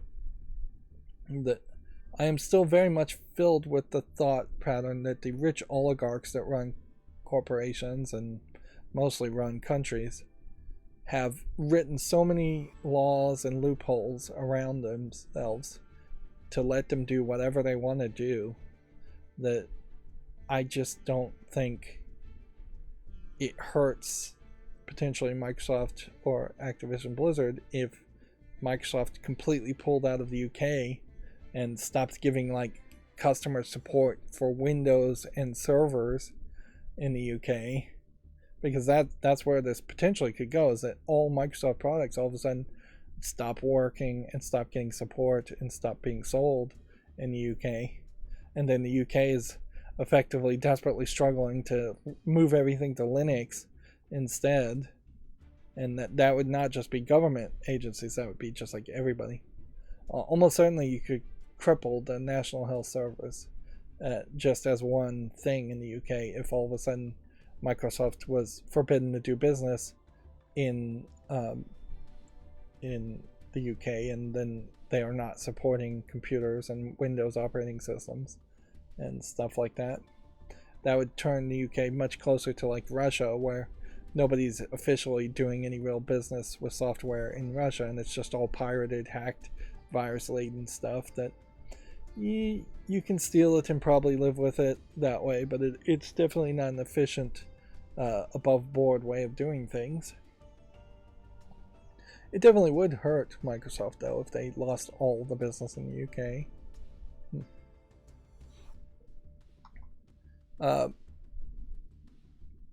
Let's see. Moving on, though. I don't want to ramble too much today. I've got, obviously, a ton of stuff to do. Microsoft has struck a 10-year deal to bring Xbox games to another cloud service. And it's in the latest in a string of agreements designed to help push through the Activision merger. I don't know how many other organizations are still looking at it at this point. It's the appeal in the UK and it's the appeal in the United States as far as what they're talking about. I don't know if there's any other country that hasn't just green-lit it. Let's see, what was this agreement? With whom? They don't even get into the details here. The Spanish cloud gaming platform Inware. It's not until you get like 3 paragraphs in that they even mention the cloud gaming company. Let's see. Yeah, Ukraine's competition regulator has cleared Microsoft's acquisition of Activision. So Saudi Arabia, Brazil, Serbia, Chile, Japan, and South Africa have all approved it with no problem. And in a lot of ways, I think it is also worth pointing out that most of these countries don't care, and most of these countries don't want to waste public funds fighting Microsoft. Like a few million or $1 billion in Brazil of public funds fighting the merger, when Brazil probably knows that other people will try and fight the merger for them, would be a waste. Lego has announced 4 Donkey Kong expansion sets. Donkey, Cranky, Diddy, and Funky, and Dixie, and Rambi are all coming this summer. Let's see if we get actual pictures of what this is.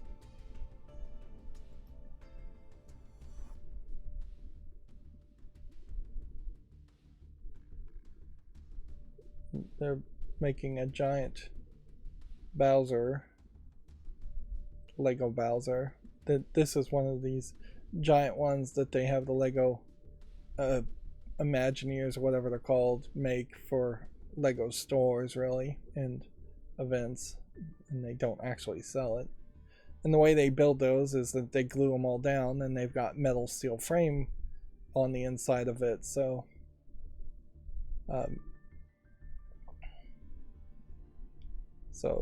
it's not really building with Lego. Oh yeah, I found on Amazon these micro Dungeons and Dragons style dice, like a D4 through a D20 a set that fit inside the shell of a pocket watch.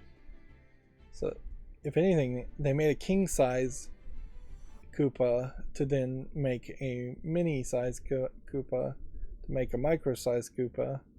And they're not even showing the Legos, they just have this guy, who I don't even know who he is, talking and holding it to his chest, and it's just like, this is the absolute worst way to show the product, just to be silly. So in this Mario Day event, which they had, I guess the idea was that they were going to show off the actual sets, but they didn't.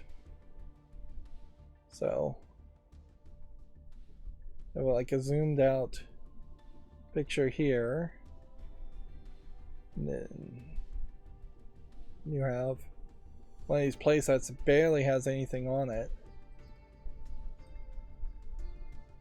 This is just Rambi, I guess is who this is, being highlighted. They're really only showing a little bit. And here's just like a stage. And then your biggest set here still really doesn't have that much, It's all really just focusing on adding the Donkey Kong characters in without actually doing anything more than that.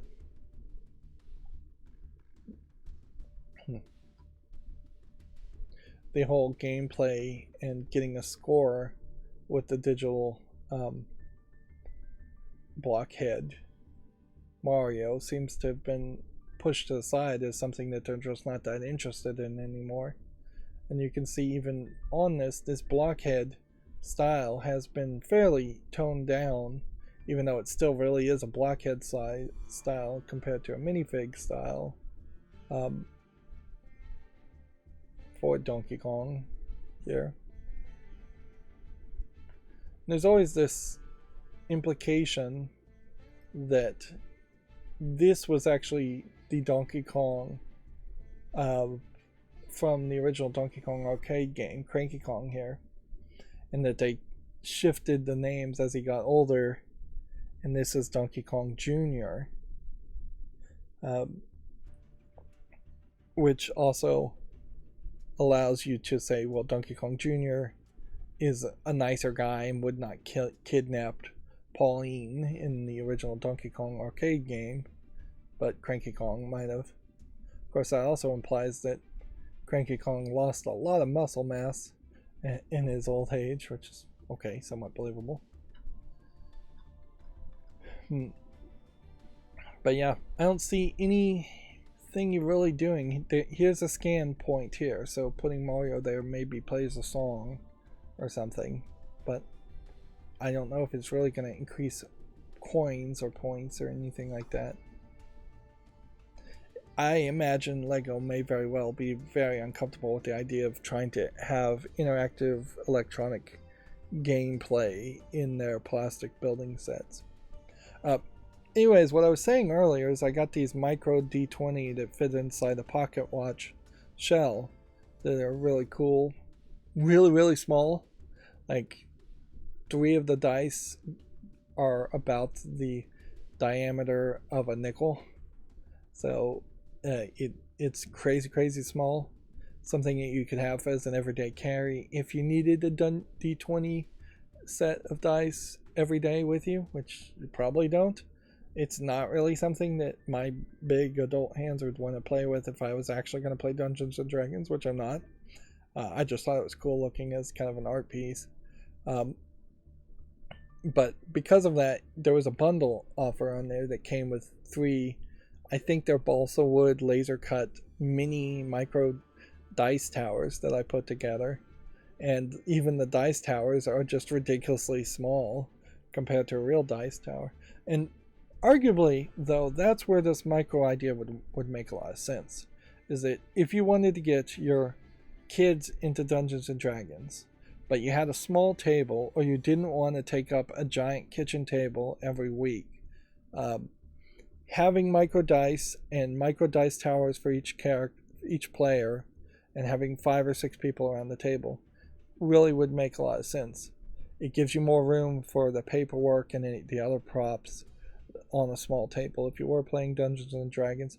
And to my understanding of Dungeons and Dragons, of which I really don't understand that much, your character sheet and then the Dungeon Master's manuals and guides that it's following is really all you need. There's not a table board element where you have plastic figurines that you're moving around the board. You could do that, certainly, but you really don't do that in Dungeons and Dragons. It's much more theater of the mind than that. So you could certainly get away with having a smaller table around that idea and having micro dice. But yeah,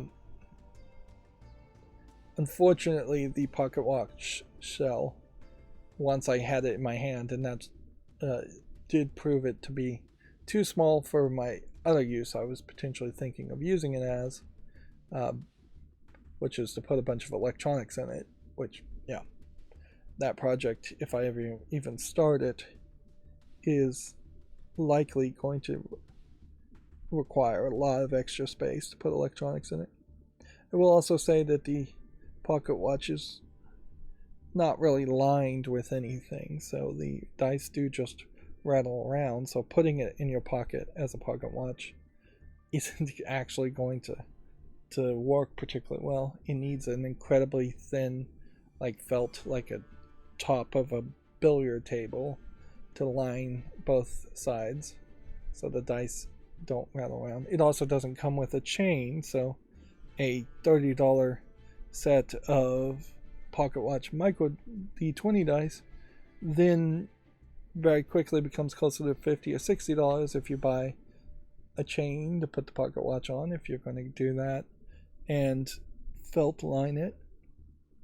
And it would be ridiculous to throw these micro dice down a regular dice tower. It would work, but they would be really, really small in scale compared to that.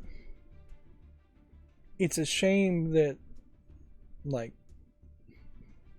Wizards of the Coast, which now owns Dungeons and Dragons, never embraced that, or that TSR, when they were making Dungeons and Dragons originally, never embraced that idea, because a mobile idea of Dungeons and Dragons, something that you could always have with you, does make some sense.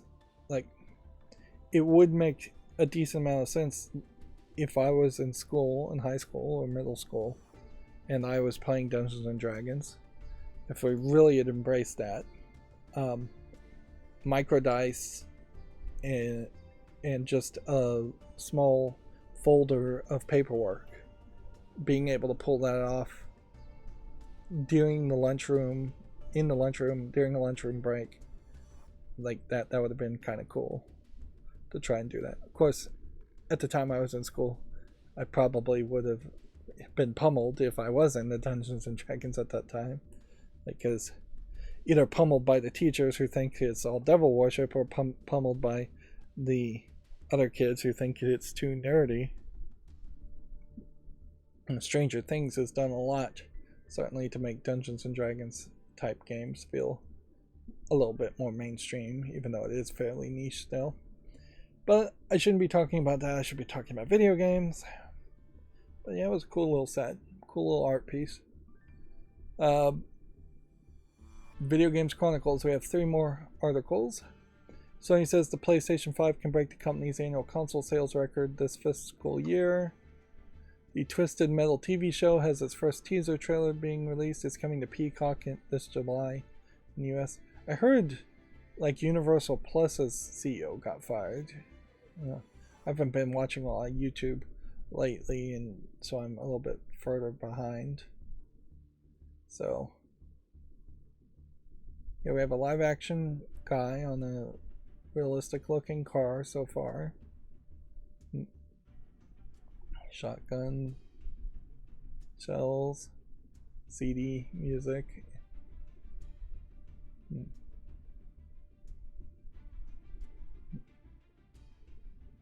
We probably are still far away from even having consistent good car radios when so many cars are so old that they still have just regular single DIN radios, so there's no touchscreen on them at all.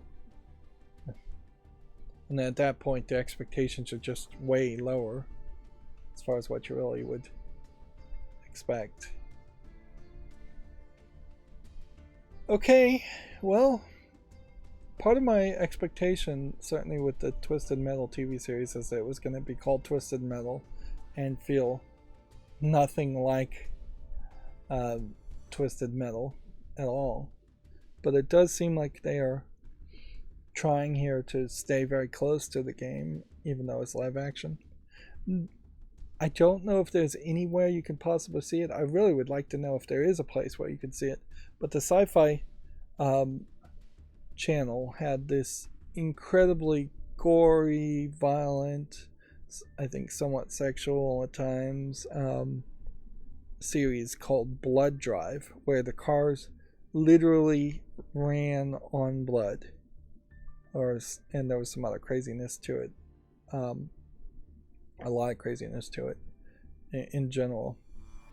And it really is a series that I wish they had released on some kind of DVD or something, but I don't even know if they did that far. It probably didn't get enough views, so it was just yet another failed Sci-Fi Channel thing, and now Sci-Fi Channel doesn't even show half of the things that they paid for as far as sci-fi originals ever. Which, yeah, that's definitely crazy. You'd think that one of these streaming services, Peacock, probably owns Sci-Fi Channel, so you'd think something like Blood Drive might be on the Peacock network as a rerun show. And this, in a lot of ways, feels like they're doing that same concept again, as far as lots of violence and cars. Blood Drive, in particular, on the Sci-Fi Channel, is something that came out late enough that I know I was old enough to actually remember it, and that it actually exists. But there definitely were some TV shows that I watched when I was very young and not paying a lot of attention, and I don't know if the shows even existed or if it was a dream. There's one called like VR5, for instance, that was on Sci-Fi Fox Channel, and there's a lot of Fox Channel type things too that were originals that aired once, and I saw it, and I know VR5 exists, but what I remember seeing of VR5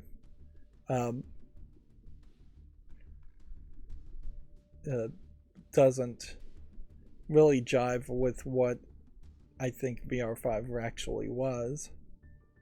And then when I was really, really young, there was like a Sonny and Cher comedy hour that I don't think there was any copies of that still around, or footage of it still around. And I remember watching that as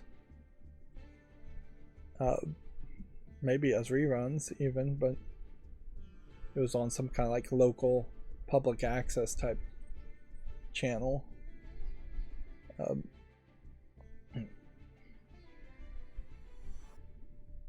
But yeah, and I was just reminded of the Sonny and Cher comedy hour because she was talking about it. Cher was talking about it on Carol Burnett's birthday bash on TV that happened to be in the background yesterday. Moving on, I'm supposed to be talking about video games. I'm all over the place, and part of this is definitely the case that I've barely slept in the past 48 hours too. I stayed up like 12 hours, went to sleep for 1 hour, then drank a 5-hour energy drink, which always messes me up mentally after a while, because yeah, 5-hour energy drink may physically keep you awake and keep you from just falling asleep behind the car, but it is knowingly sold as like trucker meth, as jokingly referred to as trucker meth, in that mentally it's not going to get you alerted. It's very dangerous when you're in that mental thing, particularly when you're driving, where your mind and brain is going to sleep, but your body and subconscious is still moving. So you get into that road fog mentally, and you're blacking out, not remembering what you're doing, or you're not thinking clearly. Moving on, last Video Games Chronicles article. F123 is seemingly teasing the return of the Breaking Point story mode, which I have no idea what that means, but I'll leave it at that. Let's go to the Gematsu articles now faster. Microids announced a Totally Spies game for consoles. I kind of hope this succeeds. I really wish there had been, back when I was a young kid, a show like Totally Spies. It would have definitely been promoted too much to girls only back when I was a kid, but it would have been nice to say, hey, here's 3 female Charlie's Angels type ladies without the Charlie um, and they're kicking butt and taking names. Although, even when I was a kid, when they did try to do diversity and inclusion, they tended to try to have both boys and girls mixed together. So this really is still a little bit too much of a segregation, and it gets, when you look at the visuals, it gets down to more of a fantasy fulfillment thought, where here's your dark skinned girl with black hair, here's your redheaded with blue eyes, here's your blonde with blue eyes. It's more just going down a checklist of visual appearance than saying, hey, let's throw in a younger character, let's throw in an older character, let's have some male influences that are like brothers or friends or boyfriends. Like there's room for a lot more character. Doing that whole Burger King's Kids Club collection, where you have they went very wide in that when they did that, where like one character is in a wheelchair, and then there's another kid from every other country and every other race. And but the Burger King's, I don't think it was called the Kids Club, maybe it was, concept, I think really worked for what they accomplished what they were trying to do. That being said, it's still very weird that Totally Spies would come back. I just don't think kids these days are going to even know who that is or care. And arguably, maybe the problem goes back even to younger age kids, in the fact that when you have like Blue's Clues and there's just one Blue, and I think there's maybe a girl Blue in Blue's Clues, there's just not that many characters in little kid shows to begin with. So when you're writing something super simplistic and there's only 2 or 3 people that you're interacting with in the first place, of course it can't be that diverse. Yeah, the Sesame Street, I guess, is the example to use against that, in that there is a fairly large variety of Muppets in Sesame Street. But like Peppa Pig, all being pigs, probably no real diversity there. I don't know why I'm talking about any of this. Let's move on. I'm losing it. I need to really go back to sleep. We talked about the Final Fantasy 16 bundle, so no reason to really talk about it again. You get better pictures here. It's not a terrible looking. Is my mouse dying? Mouse battery dying? Or is it my greasy mouse pad? I got a new mouse pad, so I'm gonna replace that too. Might just be my hand and wrist dying, as far as it's feeling wonky.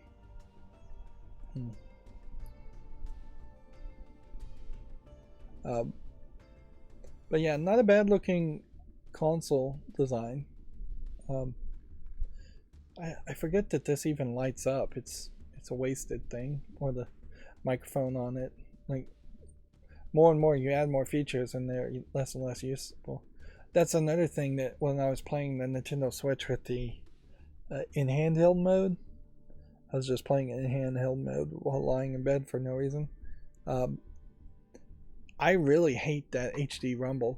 They just don't. It just doesn't feel good. So, major sales point on the Switch Joy-Cons and HD rumble, and or maybe Metroid Dread doesn't have HD rumble, and that's part of the problem. But I did not like the rumble, whatever it was. It was very long, very drawn out, just not feeling as good as it should be. Probably that is because of how awkward it is to hold the Switch, which is a much heavier device in part, but also I think just probably bad programming on how long something should rumble. There are definitely some PC games too that have the rumble work on the Xbox controller, but then it's just working too long, or rumbling too much, or just inappropriately rumbling at the wrong times. Anytime it's noticeable, that's a problem. most of the time either Rumble is not activating at all on most of the games I play on PC, or it's activating at such a subtle level that I don't even recognize that it is rumbling, which is silly to have a feature that's not even recognizable, but that's probably the best you can do, is that it should shake just like things in the real world sometimes shake, just to give that natural feeling to it, but it shouldn't be so extreme that you recognize that it's an electronic toy that's vibrating for no reason. Moving on, Corite announces a side-scrolling countryside romance adventure game called Love on Leave for Switch and PC. The side-scrolling aspect is a little weird in that you're going back and forth. Yep. And see, this is kind of a great comparison of where a more romance Japanese game would take the idea compared to Totally Spies, and that you're just going down a checklist, and it's very obvious in this case of where they're going down on the checklist. Is you basically, the Japanese people assume anybody they animate with light skin is Japanese, so leave it at that. But they've gone down the checklist with blonde hair, brown eyes, blue hair, purple eyes, red hair, green eyes, big breast size, medium breast size, small, almost non-existent breast size, slightly older age, and maybe just about the same height, but maybe she's standing a little bit further back too, so maybe taller, same height, short height, kind of a thinner waist here, maybe a bit thicker waist here, kind of hard to tell on this character. This character potentially would be your little sister type character, lolly type character, although it does seem to me like she is one of the three romance options. So they're not trying to make her actually a lolly or an extreme lolly. If anything, she looks a little bit younger in this picture than this one, and also more tomboyish. This one is more of a more matronly checklist, where this is more of a feminine checklist, and this is more of a like tomboyish, which at some point I imagine tomboyish is even going to become unacceptable as a way of describing characters. So it seems like you'll have different times in this game as you walk left and right.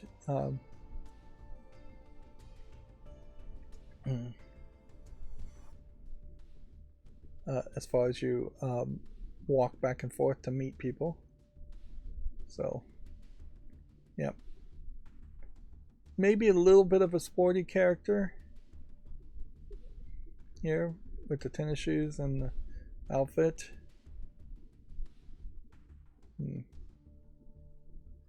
Apparently, let's see what the descriptions start and end here. So you have this character, and she is the middle child of the family. So there's three sisters. And then she's like a nurse working in the town clinic. She's the same age as the protagonist, but they don't say the age. And then the youngest of the sisters, she's a student at the local community college. So yeah, that is continued censorship, certainly, in that they are storyline wise aging up the characters. Which local community college, all right, you're saying this is a young looking 16, 17, 18-year-old at that point, whereas I would have potentially put her in freshman high school. And then you have the older sister here, a longer, more matronly looking skirt compared to these two, which is just white pleated skirts. And this is the eldest one.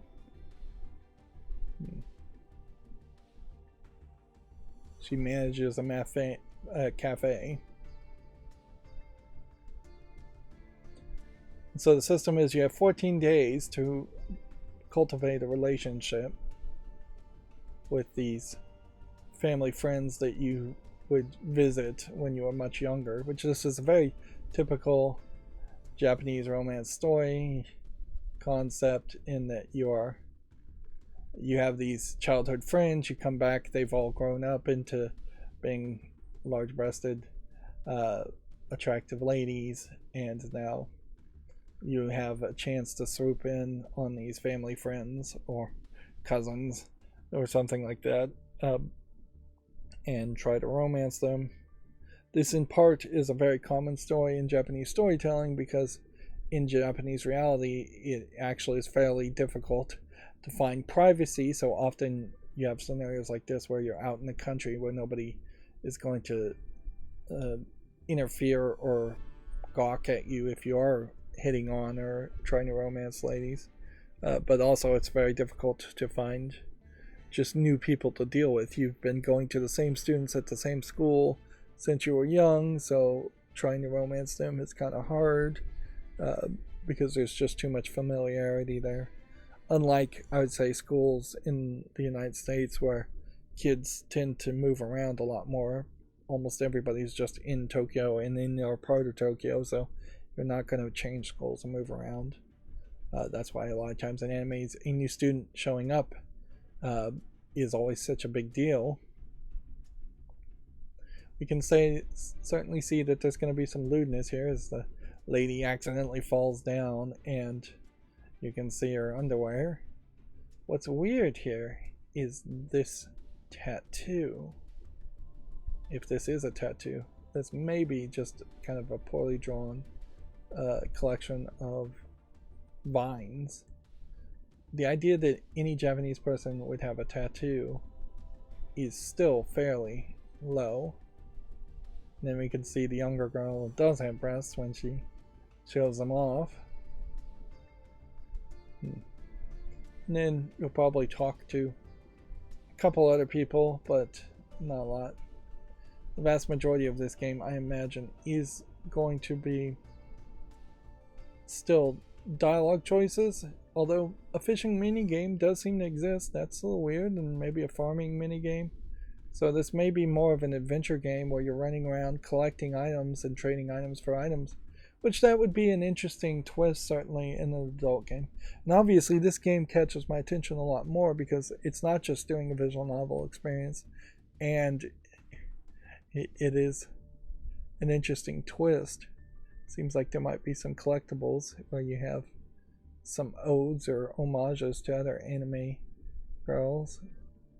This is probably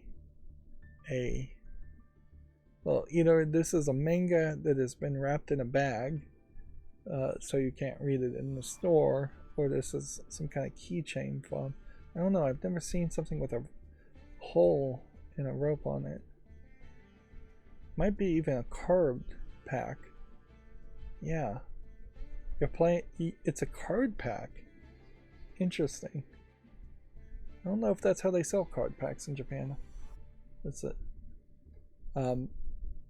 Maybe that's how they sell cards after they've been sold individually in blind bags. Maybe that's how they repackage it. So there's this whole mini game where you're playing a anime girl gacha card game. And then there's another mini game of a Galaga clone. And then there's another arcade mini game of a Five Nights at Freddy's type horror game.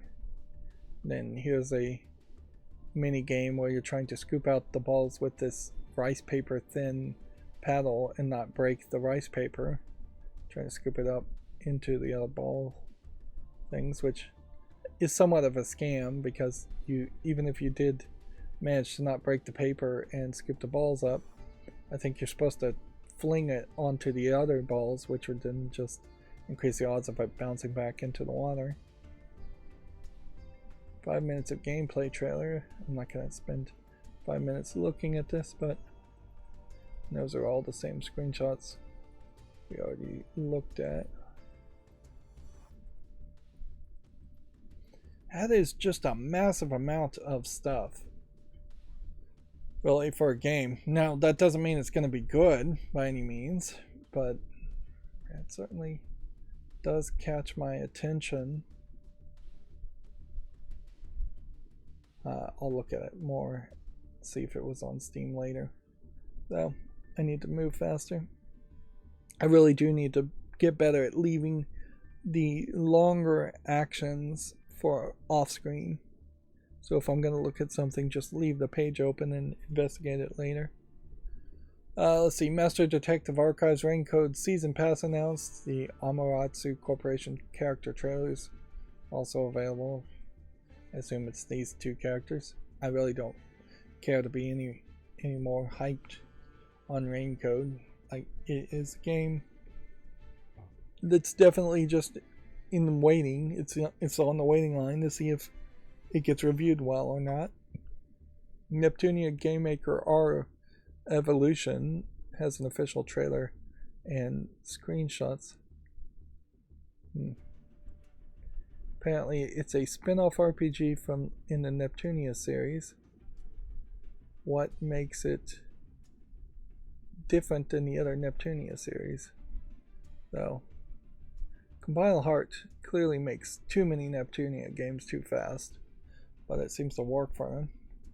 So we have Nep on a motorcycle. I don't think that's fairly common in a real world, it looks like, which I don't feel like that's fairly common. Usually they're in more of a fantasy world.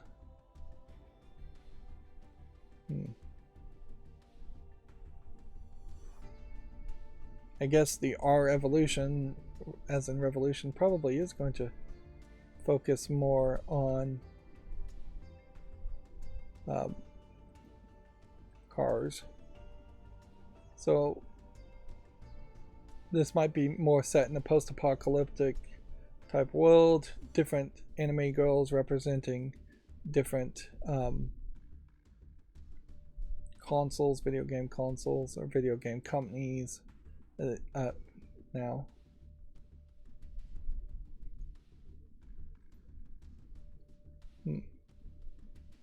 Overall, though, it still kind of feels like the same old RPG game. Maybe in this case it's going to be real-time actions and it's not turn-based, although I don't think the other Neptunia games are turn-based.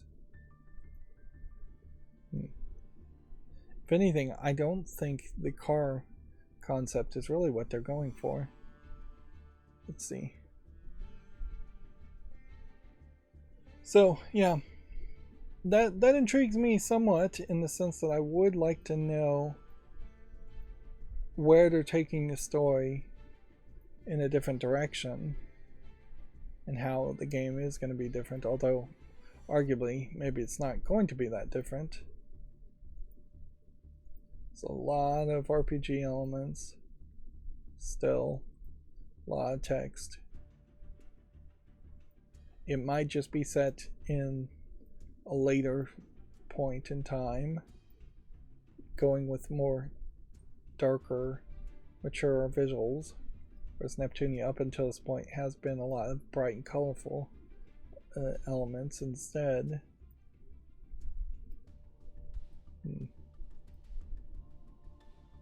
Yeah, I think if anything that is definitely a teaser more than a helpful trailer. Let's see. Lost Labyrinth Lucidity Lost for Xbox Series and Xbox One launches May 15th. The Switch version is due out in spring. This was a VR game originally. I don't think you need VR to play it on Steam now. Yeah. It originally required VR. Still not sure it's particularly the most relevant or good game. You can see it's 76% positive with 73 reviews, but you have to take into accounting that it was released in November of 2019. Sure, there was a pandemic, and yes, for the first couple years it was VR only, but it's going to be a hard justification to believe that this actually sells somehow for the Xbox and for the Switch. I feel like it should have come out to the PlayStation. Yeah, it's already on the PlayStation. So they're just selling it for a third time as a game. Mystery adventure game Tokyo Psychodemic has been announced for the PS5, PS4, Xbox Series, Xbox One, Switch, and PC. Let's see. Let's check out its Steam page. Looks to me like it is probably mostly a visual novel. There might be more of a forensics investigation minigame element to it. So, visual novel might not be an accurate description, really. Let's leave it at that, though. Fuga Melodies of Steel 2 details its airship services, meetups, and expeditions. Check that out on Gametsu if you're interested. Atelier Riser 3 shipments and digital sales have topped 300,000, which is funny because I personally consider Atelier Riser 3 to be a massive success, but only in its niche category of Japanese RPG games that also then has this extra complication of being popular enough that it should be selling outside of Japan, which then means 300,000 is really too small. Notably, here you have art that's in a flat 2D style when the game is actually in 3D CGI.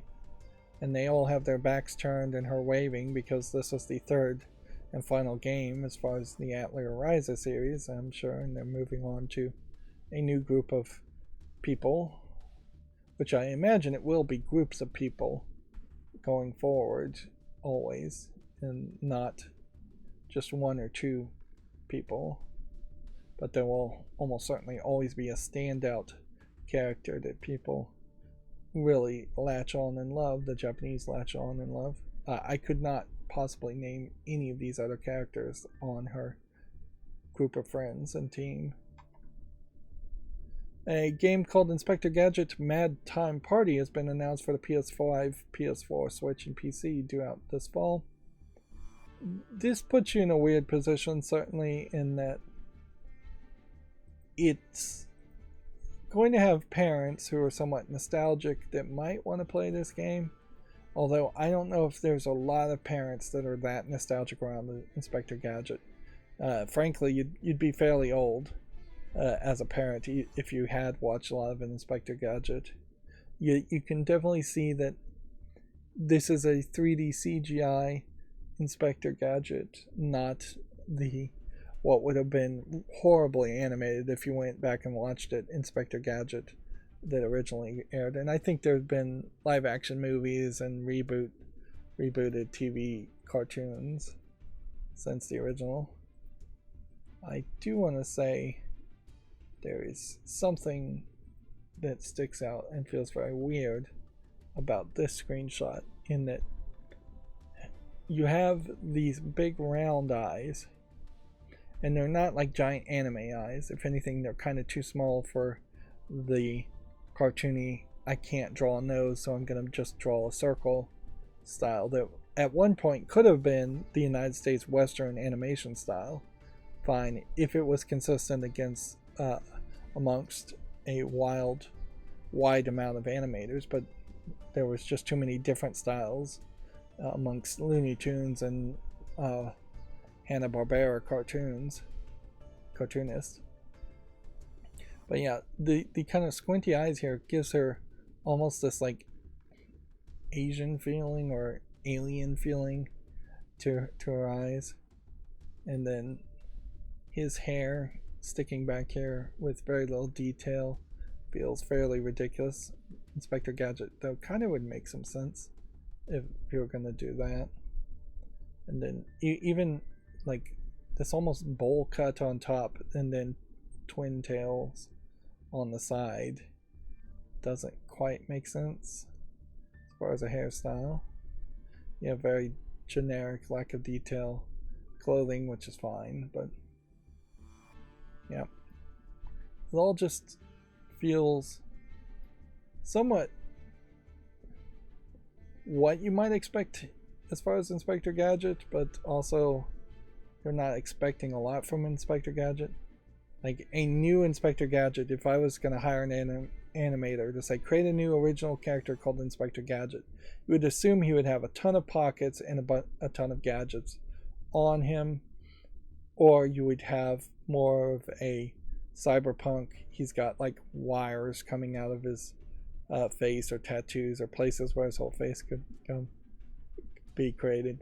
Like a whole cyberpunk 2027 Inspector Gadget would make a lot more sense in modern times. And then Penny as a character, as a little girl character, I don't recall her being much in the story, so her not really being much there. Here you see the dog, only in this flat picture, which, yeah, the dog probably should be around there too. It looks like this is a bunch of mini games, but I wonder if there's an actual experience here, or if this isn't just a cross the street mini game that 4 players all have to either fight each other or cross the street, and then this is potentially a mini game to get from point A to point B, although the map indicates more that probably it's probably an open world. It says complete all the mini games in the area 0 of 5, so you just have to go through areas and complete mini games, it looks like, and walk around an open world. This feels like a mini game too. That feels open world. This obviously feels like a mini game also. This feels like a mini game also. So yeah, it definitely feels like it's just a collection of mini games and running around an open world to get to mini games. There might be a little bit more collectibles other than that. This is yet another game that I question why you'd really make this. Perhaps it's a case that Microids just has the rights to make a video game around Inspector Gadget, and to keep the rights they had to make something. Although you don't really see too much of that in video games as much as you do in Hollywood. I don't know how many pay or play contracts really get made as far as licensing games. If anything, maybe it's just more expensive to make a game like this when you know it's not going to sell anyways. And I don't think video game companies are as good at doing the Hollywood accounting where they can move money around and claim everything as a loss financially. Basically just commit fraud.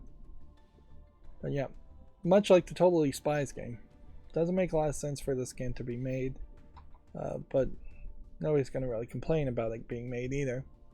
Legend of Heroes Trails from Zero and The Legend of Heroes Trails from Azure for Switch is coming to Japan on August 31st.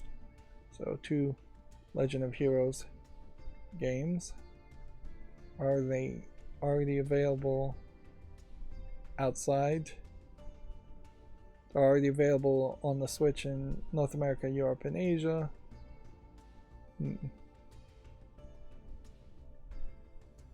Yep. Worldwide is both the Legend of Heroes Trail from Zero and Trails to Azure are already available via Steam.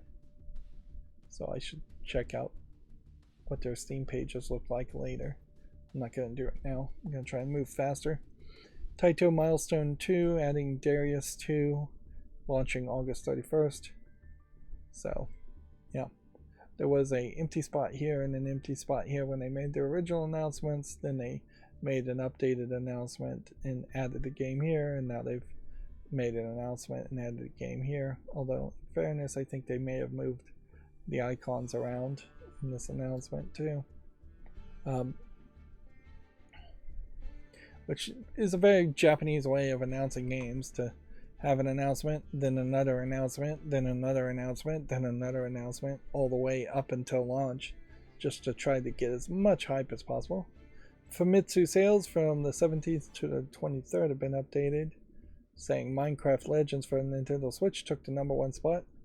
I guess that is name brand recognition in Japan in particular, even though everything I've heard about Legends is that it's not particularly that fun. It clearly took the #1 sales spot for this week. And then the Nintendo Switch took the top 8 spots with a Cuphead Switch version. This was launched about a week ago. Which is funny, I feel like Cuphead for the Switch has been out worldwide for a lot longer than that. And then Nintendo Switch Akiba's Trip Director's Cut takes the 13th spot. PlayStation 4 has the 9th spot for Resident Evil 4. Then it's just Nintendo Switch until they get to Resident Evil 4 for the PS5 on the 16th spot. Then it's just on Nintendo Switch to the 21st, where you get Arcana of Paradise, the Tower, which obviously didn't launch very strong, in the 21st spot.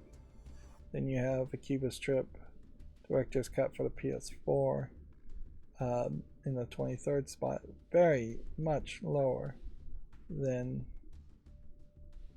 the Nintendo Switch version in the 13th spot. Hogwarts Legacy for the PS5, a couple more Nintendo Switch games.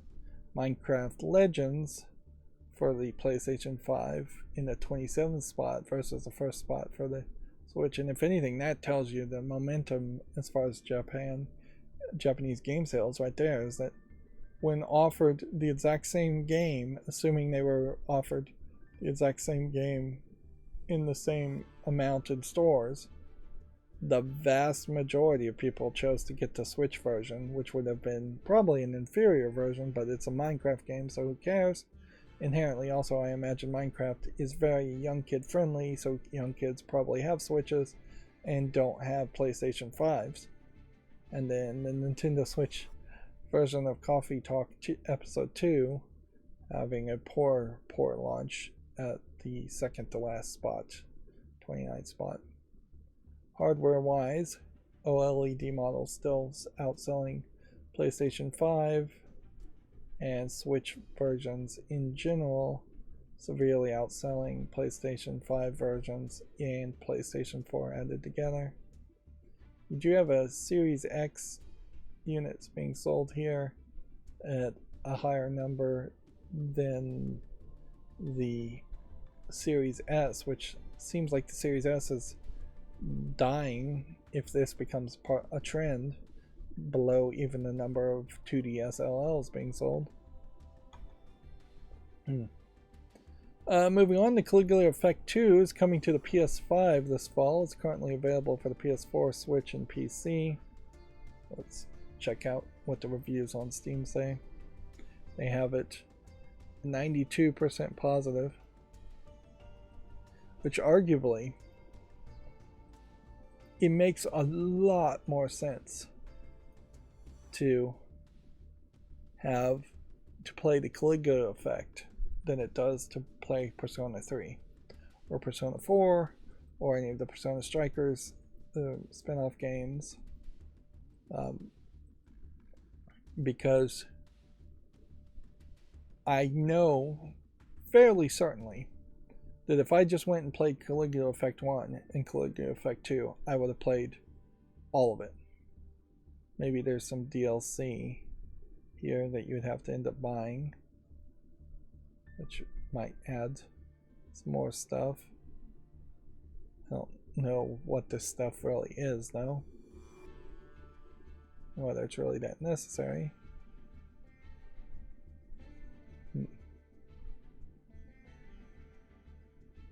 Yep. I guess it just really comes down to how many views I would get, or how relevant it is, because clearly Persona as a series is more relevant than the Caligula Effect, but that may not always be the case. If I wait long enough, it may flip the other direction. And notably, I'm fairly certain Caligula Effect 1 is on Steam. But be wrong about that. This is funny, you have this whole franchise button. I didn't know this was a thing. Is this new to Steam? It's not working, but it's interesting to as an option.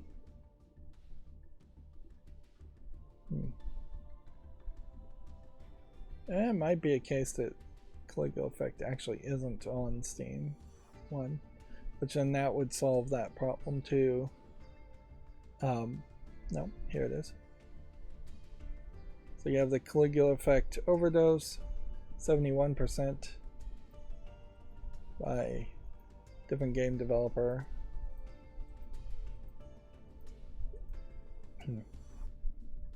But obviously not as relevant, really, as far as number of reviews. So it's a series that's potentially growing stronger, but is definitely a series that is nowhere as strong as the massive amount of people that would, well, the 300,000 people that maybe are playing Atelier Ryza, or the 26,000 number of reviewers on Persona 5 Royale. It really is just orders of magnitudes more realistic to play Persona 5, even though storyline wise it would be easier to start with something newer. Moving on, Gord has added a PS5 and Xbox Series versions launching this summer. Now, I need to be careful here to not make YouTube shorts around games that are just announcing new versions. If I'm going to make a YouTube short on a game that's already been released on Steam, it needs to be because a new version is coming out after the fact. If all the versions of the game are coming out around the same time, then that should just be left as is to one YouTube short for all of the different versions. The Xbox Live Gold free games being announced, Star Wars Episode 1, and then HOA. Yep. I feel like Star Wars Episode 1 is being made free both on Games with Gold and Amazon Prime Gaming, which really just probably implies that Disney decided to allow that to be negotiated, or LucasArts decided that to be released. It's probably Disney. So maybe we'll seeing the beginning of a potential trend where we start to see older Disney games given away on multiple monthly subscription services for free at the exact same time. So there would just be a month in which a Star Wars game is released on multiple platforms, and then the next month there might be an older Disney game, like a Cars game or something like that, released in Alice in Wonderland game, something. Particularly in the case of Disney games, those being given away to attract more younger players makes a lot of sense, and those games aren't very valuable in the first place. Let's see. Armored Core 6 Fires of Rubicon launches August 25th. Which we got some screenshots here. And as far as a mech battling game, the screenshots do look interesting. Well polished. Warlander for the PS5 and Xbox Series launches May 18th. What kind of game is this? Apparently it does have a Steam version, but it is consistently mixed in its reviews. So I can curate that away. We already talked about Might Magic Clash of Heroes Definitive Edition. So not really necessary to have two Steam pages open. Probably shouldn't put this on the wish list, come to think of it. Let's put it on the fall list instead. We'll remove it from the wish list. It's premature to have it on the list. And see, inherently, if I open a tab because I want to talk about it specifically, then I'm potentially leaving 2 tabs open that makes 2 YouTube shorts around the game, which I don't see real value in that. Devolver Digital and Deconstruct Team announce a narrative adventure game called The Cosmic Wheel Sisterhood for the Switch and PC, which is interesting to see. Devolver Digital. No, I guess it isn't that weird for Devolver Digital to effectively be a publisher for other small indie people. This looks weird, but I don't know if I can say much more than that. It might be weird good, it might be weird bad. That is consistently a danger with Devolver Digital games. I definitely question, now that E3 has been canceled, if we are just completely done with ever seeing any Devolver Digital presentations, which is fine. They were wasting a ton of energy and probably money on making those presentations, which worked for the first couple of years, but it's just going to be the same note played over and over again. And inherently, the Devolver Digital fake E3 presentations were making fun of the E3 presentations, which even when they were coming out, they really weren't making ridiculous presentations like what they were parodying anymore anyways. So they were parodying things that had happened years previous, as far as being overhyped presentations of games that often just get delayed or never released. Carry On is now on the PS5, and yeah, arguably I don't know if I should make a YouTube short around a game that's just getting a PlayStation 5 release when it was already available on the PS4. I guess the easiest thing to say here is they don't have a link to the Steam version anyway, so I won't make a YouTube short because of that reason. Mega Man Battle Network Legacy Collections sales have topped 1 million. So Atelier Ryzer 3, 300,000. Mega Man, 1 million.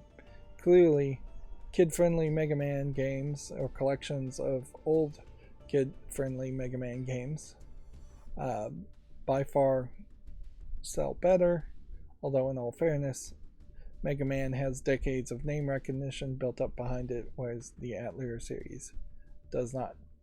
If anything, I think there is probably a growing disconnect between game developers making these long-running Japanese RPG games and the actual Japanese gaming market themselves no longer interested in playing those games. Because I just think that might be what's happening. And yeah, we might find a happy medium between Eastern games and Western games in which there are Japanese RPG games that are made, but they take 60 hours instead of 300, 600 hours to play. And then as the games tend to be less repetitive and less grindy, they start to sell more and more outside of Japan. A game called One launches December 22nd in Japan. Here you have a anime girl. She has a bow in her hair that kind of looks like cat ears. It's a romance visual novel. And let's see. Do I really want to sit through a trailer? It's just going to slowly pan across 1 or 2 pictures. Fairly young looking characters here. You could argue certainly though that this is just going for more of the moe art style, because their actual outfits, as far as the school outfits, are closer to high school outfits than I'd say middle school or elementary outfits, because the blazers and the bows and the ties and things like that.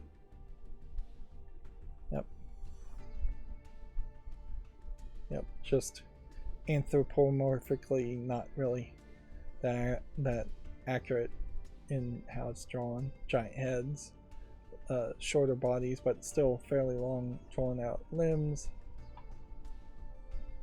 Moving on, a game called Pocket Mirror Golden Era Trum launches May 19th on PC. What kind of game is it? You know what I've yet to see is an adult game talked about on Gamatsu, and then um, it links to a Steam page that is in the adult section.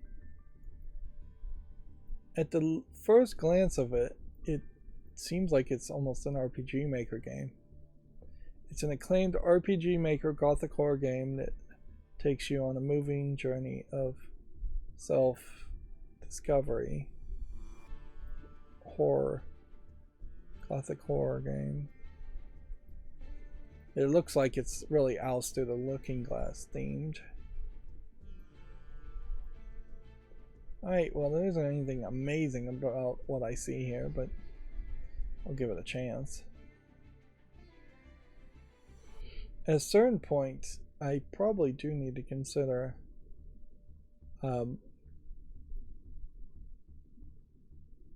whether I should make YouTube shorts on games that I'm putting on the follow list if I'm not super enthusiastic around them, or if I should wait until there's a bunch of reviews on it and then make a YouTube short on something that's been confirmed as interesting or something people should check out. I think I can't do that though. Yeah, when I think about it, it would be so drastically changing what a YouTube short means if it becomes this highly curated stream of videos. It's always got to be this game maybe is interesting. Maybe. Yeah. But that's about as much as I can say to it. So when we run into something like this, I really should just make a YouTube short on it and just cross my fingers to hope that that trailer video catches people's attention. This also has a release date, so that also justifies it being having a YouTube short. The Dungeon Traveler series is coming to PC this summer worldwide, which I guess that's Dungeon Travelers 2 and 2-2. Was there a Dungeon Travelers? Aqua Plus Dungeon Travelers 2 Heart 2.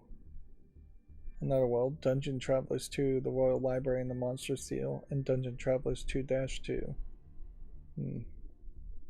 So I'm still very confused that as far as whether these are the entire series or not. And they say PC, but I don't know if that means I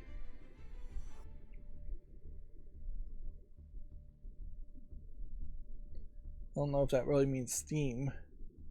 Dungeon Travelers is beloved in Japan for addictive dungeon exploration, deep loot and combat systems, and charming cast of characters.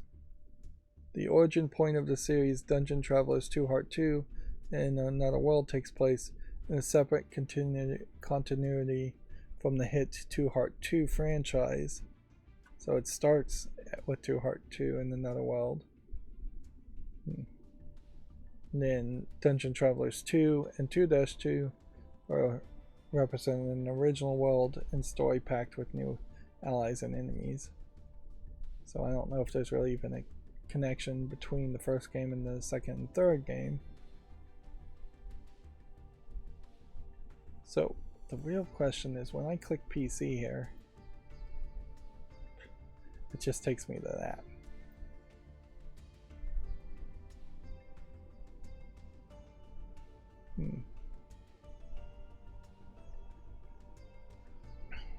So yeah, I don't know if this is going to be sold on other storefronts than Steam, or they just don't have a Steam page up. And yeah, maybe this video will give us a general idea of what we're expecting. Seems like anime girls and dungeon crawling, which is not the worst thought, certainly, if you're going to spend a lot of time dungeon crawling, looking at anime girls in lewd pictures sometimes too. Could help keep your attention. I guess it's just more information needed though at this point until I know what storefront. I don't know how to link to it or do anything with that information. Cygames, the company that made Shadowverse, a collectible card game I played before Yu-Gi-Oh, has established a Cygames America and Cygames Europe. They also have Grand Blue Fantasy, which is a game I don't think of immediately. So they are potentially trying to expand.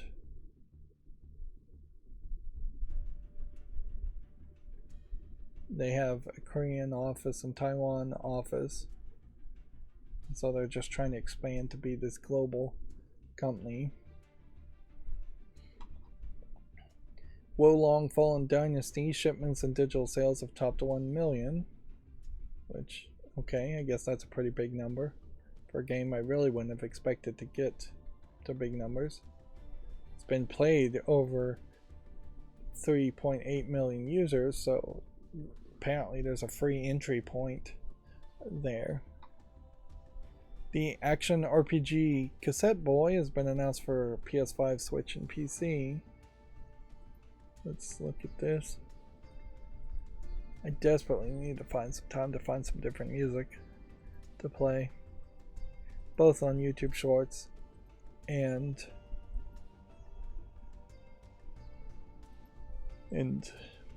just in general when we're looking at video game news. It'd be nice if Yu-Gi-Oh just played different songs every now and then. I don't see really a lot here as far as Cassette Boy that catches my attention, so I'm just going to say no to it. Maybe when it comes out, it'll have better screenshots. PlayStation 5 shipments have topped 38.4 million. Front Mission 2 remake story trailer is available on Gametsu if you want to check that out. What kind of game is it? A strategy RPG game? Aniplex and Fahrenheit 213 announced a visual novel called Murder Mystery Paradise 15 Years of Summer for PC, which I think we saw that they had kind of copyrighted or trademarked that name, but now we've got screenshots.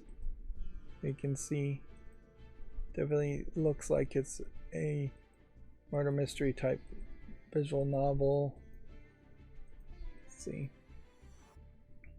Collection of kind of more anthropomorphically accurate anime people.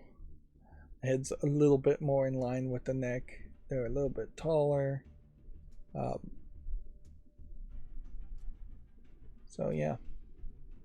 Looking at the interface here, even though it's not in English, it does feel like there's potentially a lot of hints or questions you can ask people that would give you information. And the title itself, Murder Mystery Paradox, definitely implies that there's a very convoluted, like, time travel paradox happening where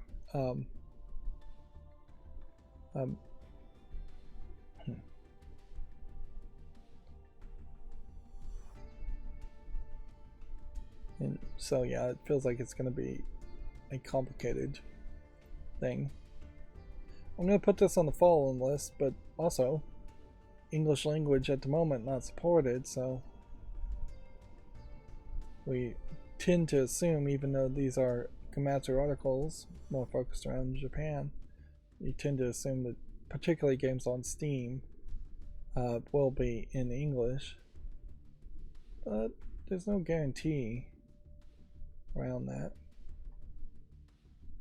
It may just be an increasing situation where there's growing PC players in Japan that want to play Japanese games on Steam, which that's a good thing, not a bad thing, even if they are just not going to ever have a translation.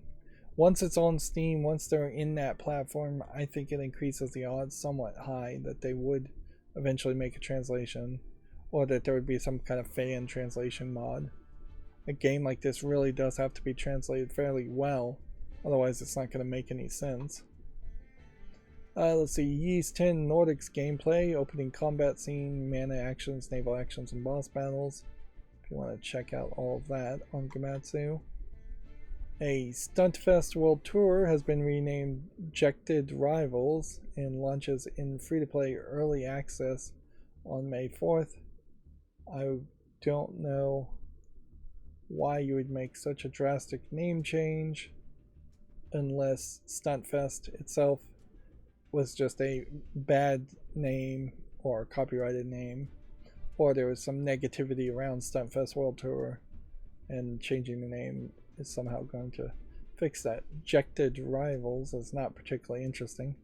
It looks like this lady here has been ejected through the front windshield of the car, and I think that probably is what this game is somewhat about, is that you are ejecting yourself from the front of a car to see how far you can go, see how much damage you can take. The idea of a half racing game, half crashing and ejecting yourself game is somewhat of a new concept. It seems like you can eject yourself and then spawn in new cars, so that may just be the gameplay mechanic. Idea is that you are in certain places ejecting yourself so you can fly, and when you get back to roads you spawn in a vehicle. In a lot of ways this feels like trying to Fortnite-ify a racing game, which, yeah, racing games don't sell that well anyway, so Fortnite-ifying them might make a lot of sense. To just turn it into a meme game, a game that makes great screenshots and short videos, something that's not taking itself seriously. In a lot of ways this is stealing a lot of the ideas of the most recent Mario Kart, in that you're flying at times or gliding at times and then driving at other times, and that may just become fairly standard in racing games, that you are going to have cars that fly.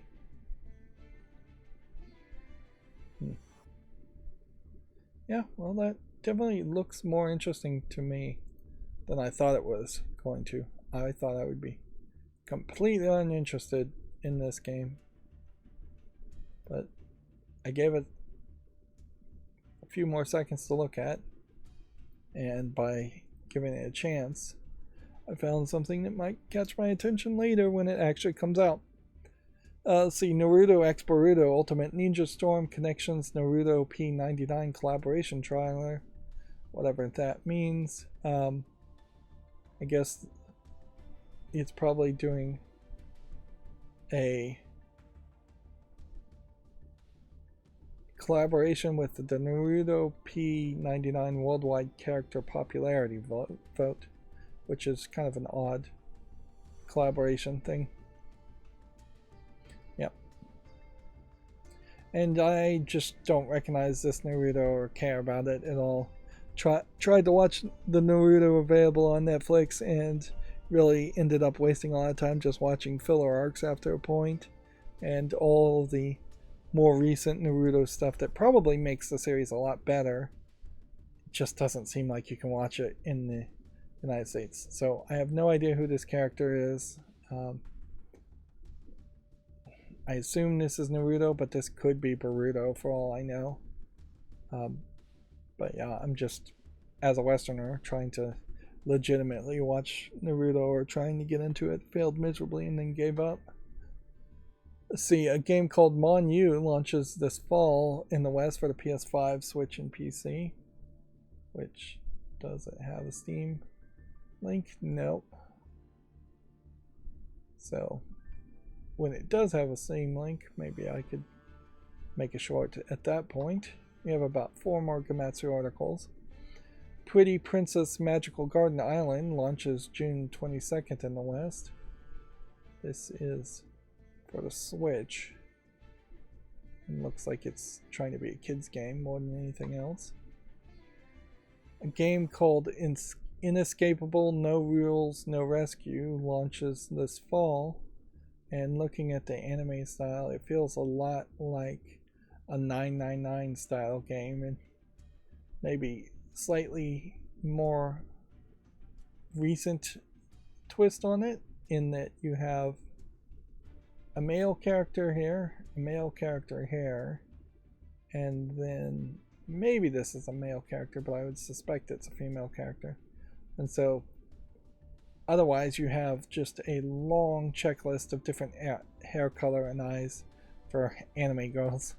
Otherwise, let's see what it actually looks like.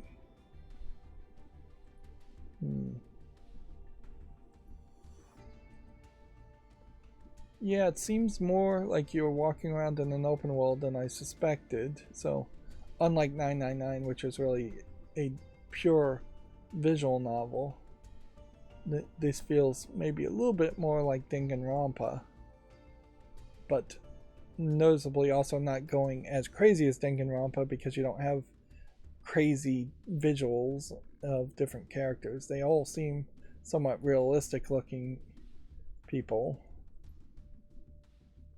Social thriller set in a tropical island. You've been kidnapped and forced to participate in a twisted reality show with 10 strangers. In the end of their stay, they each receive $500,000 if they survive. Okay. That explains things a little bit better.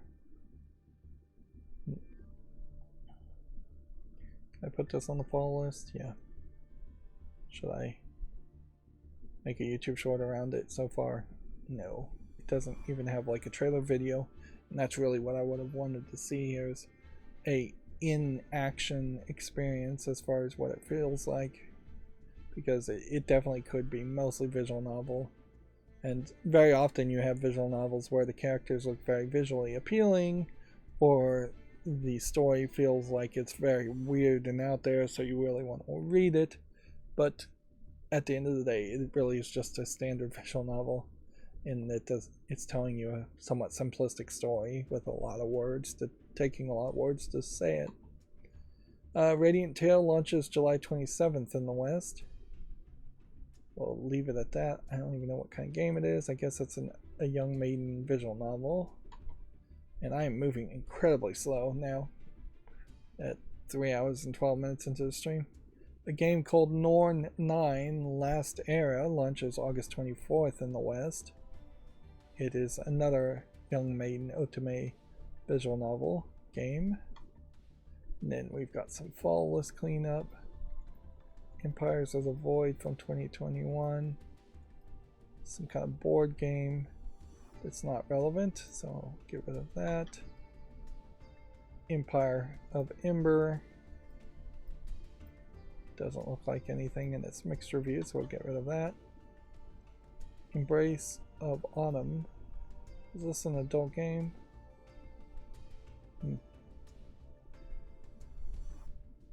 Cross-dressing male protagonist, visual novel. Going to an all-girls boarding school.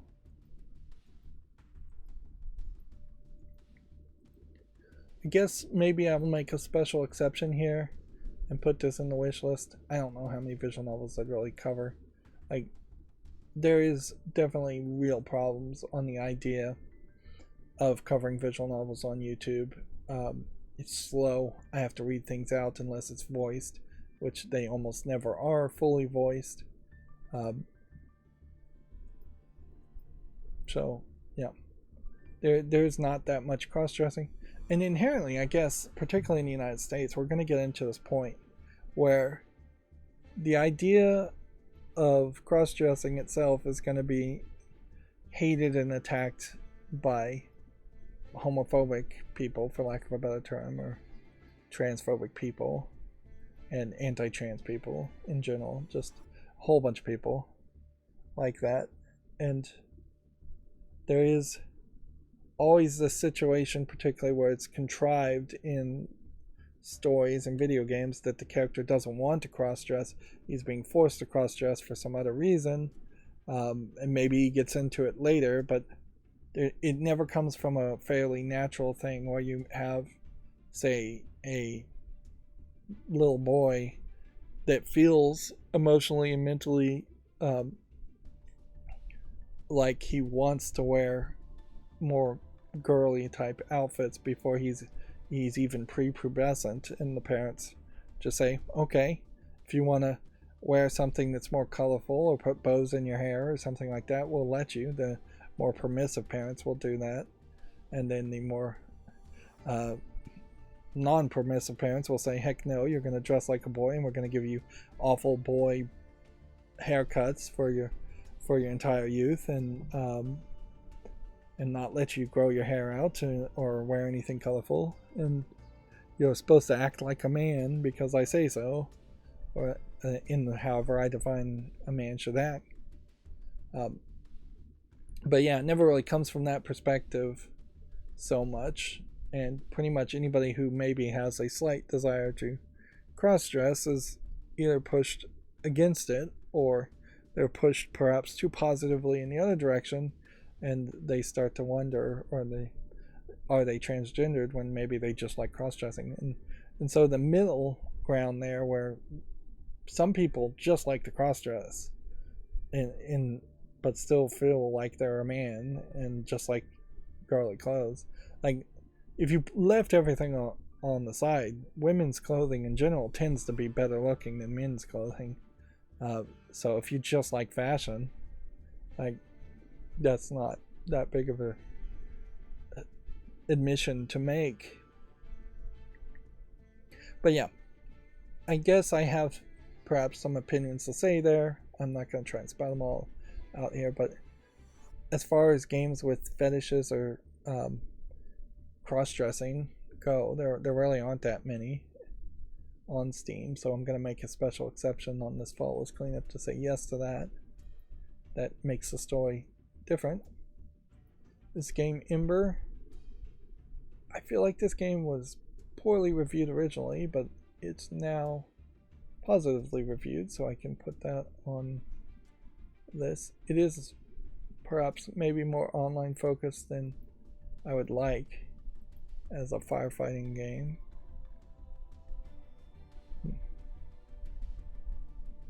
Yeah,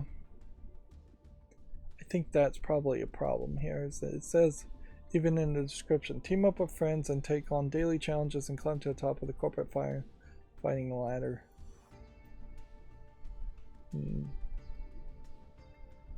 Yeah, I think I have to say no to this. Not because it doesn't look like a good game, but just because it seems to me like it is something that you would only really get the most out of if you are playing with multiple people.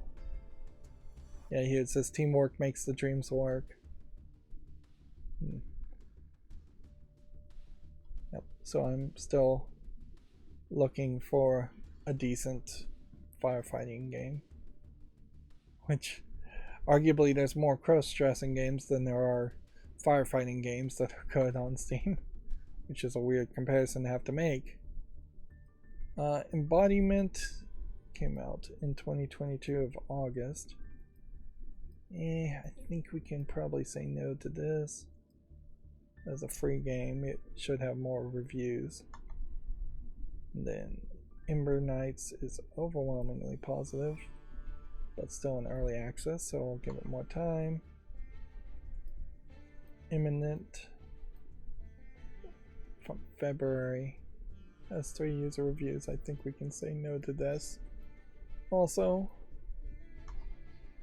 And then L-Spell. Obviously, we're going through the list alphabetically. I think we can say no to this also as far as a VR game.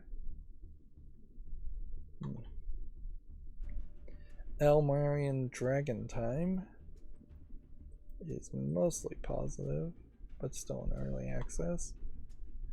Elevator Action Return from 2022.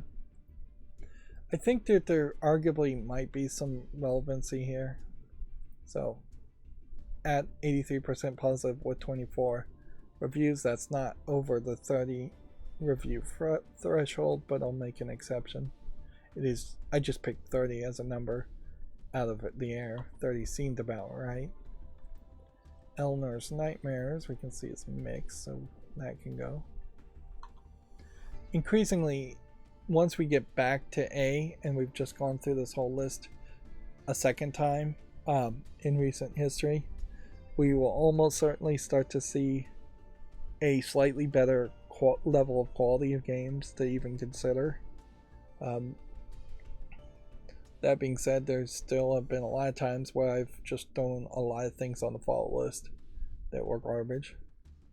And we'll never 100% have the follow list so curated that only good games are even being considered. That's what the wish list really is for, and even at that, the wish list still has, I imagine, a decent percentage of games that I really wouldn't care to play. Alright, then we are at our GameDeveloper.com articles. Capcom's new Street Fighter movie finds its director. Let's see, what's the name of the director, and then let's just move on. Danny and Michael Philippou are in final talks. They're behind the incoming horror film Talk to Me, which will release in late July, so they're so far not established. PlayStation 5 nears 40 million lifetime sales, and Sony thinks it could become a record breaker. I mean, it really should be. Every new console should sell more because there should just be more gamers until we hit a saturation point where there are no more people on the planet that potentially would become gamers. Microsoft inks another cloud gaming partnership to support an emerging segment. This is the same company, the Inware, and seemingly this is maybe the devices that the Inware is targeting as far as just it's a Switch/Steam Deck clone, probably closer to a Switch clone than a Steam Deck clone because this is probably an older device. And I would say it's probably more of a Switch clone because it doesn't have touchpads and because the right stick and left stick are vertical to the other buttons. Sega praises the new releases after Sonic Frontier tops 3.2 million sales. Catalog sales, however, were described as sluggish by the Japanese publisher. Which, in fairness, how many times can you buy the same old Sega games over and over again? Or how many times can they sell the same old Sega games over and over again? What that really points to, without them saying it out loud, is that Sonic Origins, which was the latest re-release of the original Sonic games, sold less than they'd like. Let's see. Apparently Poncel's Vampire Survivors will become an animated series. Which, yeah, they are grabbing the bull by the horns there and trying to make as much profit from this game as it's still popular. Which is a good move because it's very possible that Vampire Survivors will be much like Loop Hero in that it was only going to be popular for a brief moment in time. Video gamers tend to move in and out of game cycles fairly quickly and move to the next thing. Mega Man's Battle Network remasters sell 1 million copies in 2 weeks. Star Wars Jedi Survivor translator alleges the whole team was left off the credits. A localizer for Respawn's new Star Wars game says individual translations are not in the credits, which, okay, that sounds like that's very possible.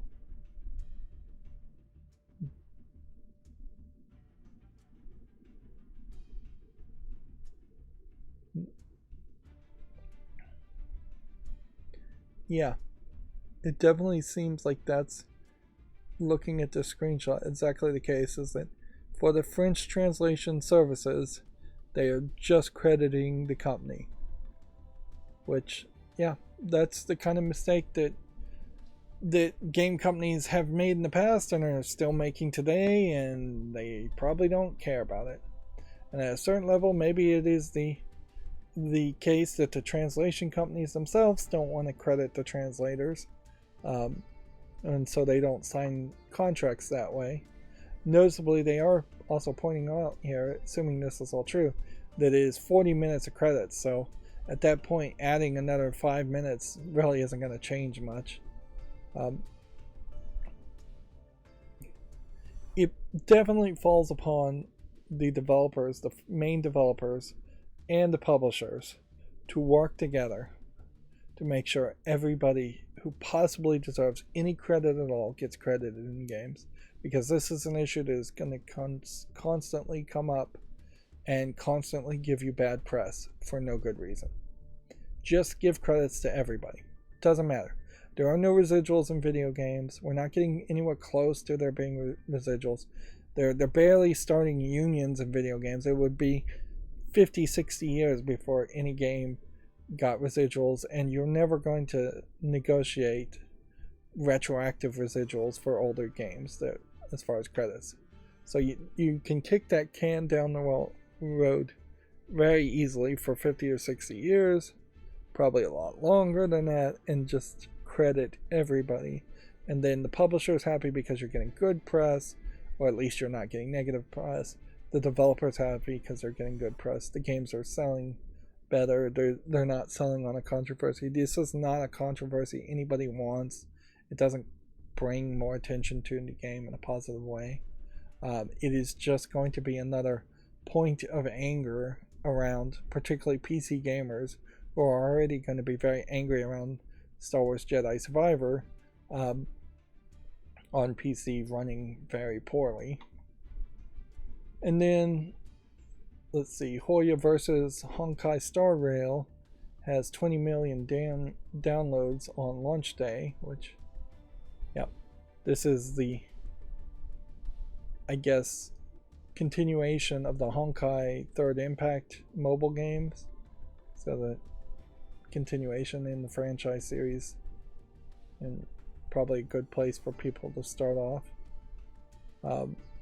If you got into like Honkai Third Impact and felt left behind, starting day one on any potential new mobile phone gacha type game, which is what I assume this is going to make a lot of sense. Like, I definitely wish I had found Destiny Child, the mobile game, gacha game I play, on day one. That would have been great to have been playing it from day one, instead of finding it like a year or two into its global release version. Although, particularly in the case of Destiny Child, had I heard about the game when it was releasing in like Japan or Korea even, the global version wouldn't have even come out at that point. So I could have been playing like the Japanese version and to get the general idea, or the Korean version, and then moved over to the global version, which maybe I wouldn't want to do it at that point. Moving on. Let's try and burn through all these games very quickly. Just find it. I'll make a YouTube short on these types of games. Yes. Trailblazer doesn't look like anything. Sword Smash. See, it's 3 hours and 30 minutes, and this is the scenario I absolutely do not want to ever run into, is that I haven't even looked at the I haven't even looked at any of the new games that came out on Steam, and I'm already very far behind. Does this one have English on it? No. I like the visuals here, so I'm going to put it on the follow list. Increasingly, I think I may end up doing that too, is just hoping some of these Japanese only games get translated.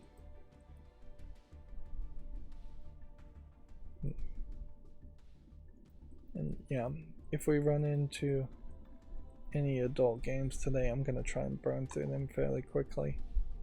Also, there should be some adult games.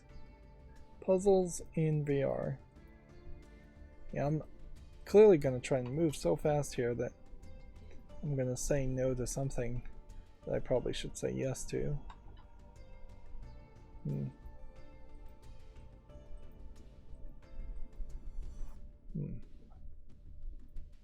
Like, saying no is the problem. If I say yes to something that turns out to be garbage, that's not really a problem. I'll just remove it from the follow list later. Voltrometer.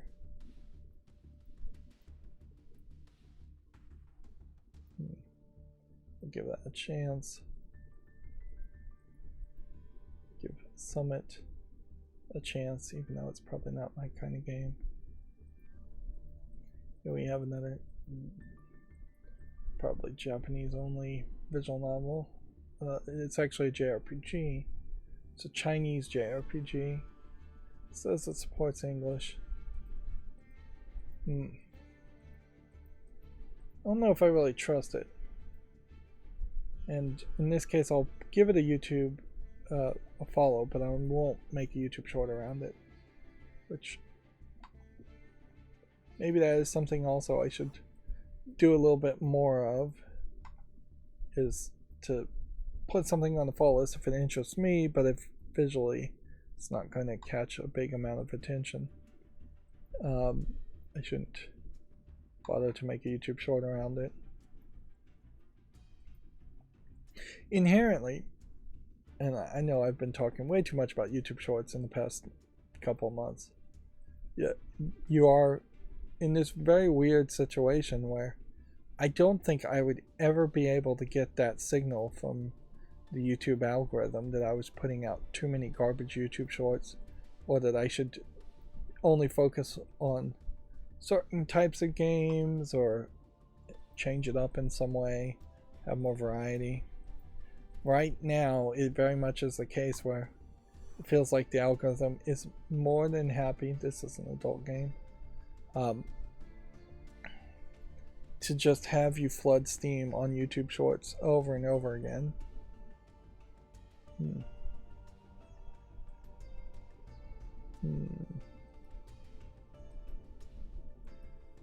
Well, I would say I'm willing to risk it and say that these screenshots are YouTube family friendly enough.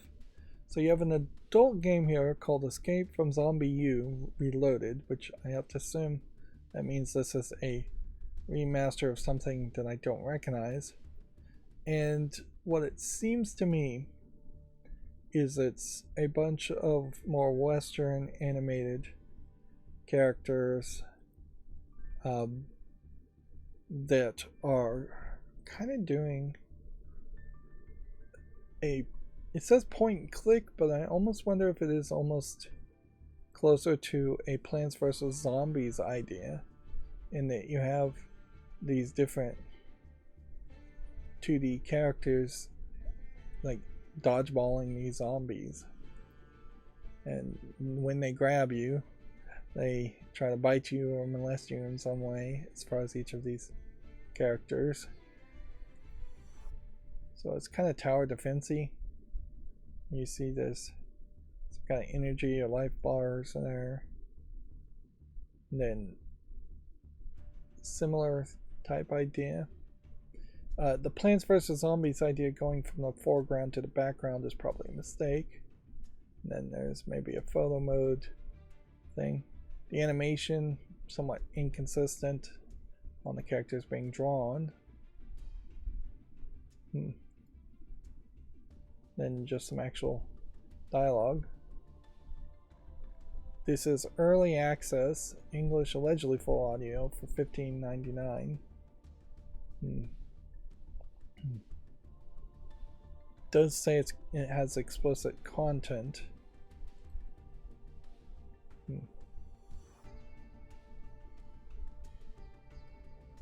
Yeah. Punching and kicking. Every time this lady kicks, her skirt flips up. Throwing things. What's funny is this feels like a real game, and that's what we constantly don't have in video games, is real games as far as the adult content. Is it really worth $15.99? That'd be a hard sell, certainly, but it's intriguing, to say the least, to see an adult game even try, whereas so often they are just kind of not trying at all. That being said, I can't make a YouTube short on this even if I wanted to, because of the way my macro is programmed. And I think in smaller context, a minute-long video talking about this game probably leaves too little description and newsworthiness out, and thus it might be considered a little bit YouTube family unfriendly, just in briefness. In the same way that if I describe the entire book of Lolita, that is a transformative, creative criticism or a description of the book. But if I just read the most explicit few sentences for a minute of Lolita, that potentially would just turn it into more of a lewd adult content experience. And there probably should be room for adult YouTube shorts, but it'll probably be years if they ever got around to that. Like, inherently adult in the sense of just targeting older people will be a goal eventually for YouTube shorts, as the TikTok group and age group ages to become older, or as YouTube realizes that TikTok people aren't going to come to YouTube to look at shorts instead. You've got a visual novel here, and it would be unfair to not make shorts around visual novels as long as they're not adult. So if anything, I'm trying to balance things out by highlighting visual novels in a way to point to the idea of all the adult games that aren't going to be given YouTube shorts. Action puzzle versus game of Frost and Flowers. It would be a little bit interesting if that's the only adult game we see. Yeah.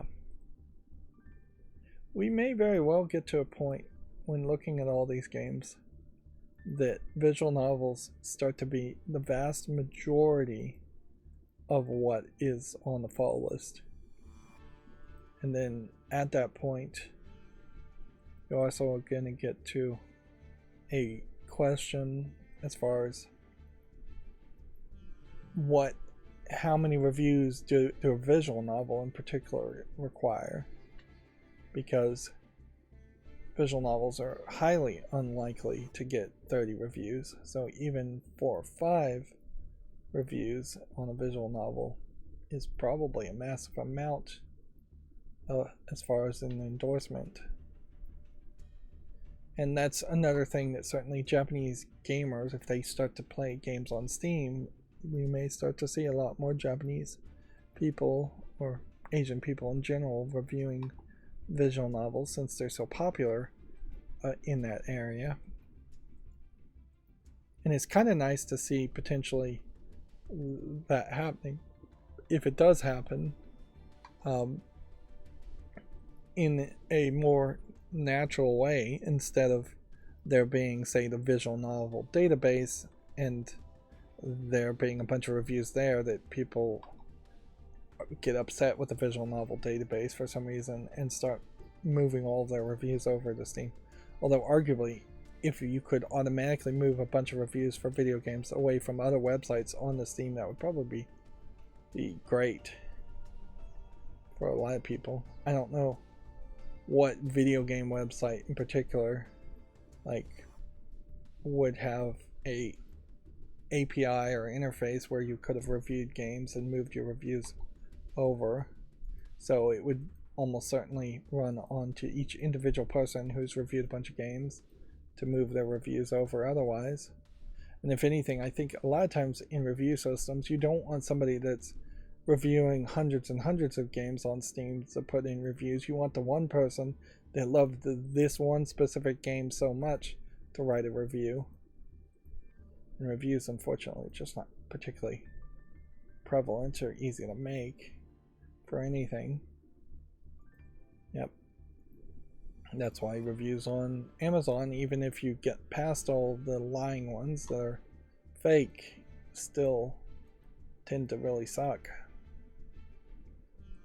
It would make a lot of sense, particularly in Amazon.com's case, for them to give you a store credit for leaving a positive or negative review every single time.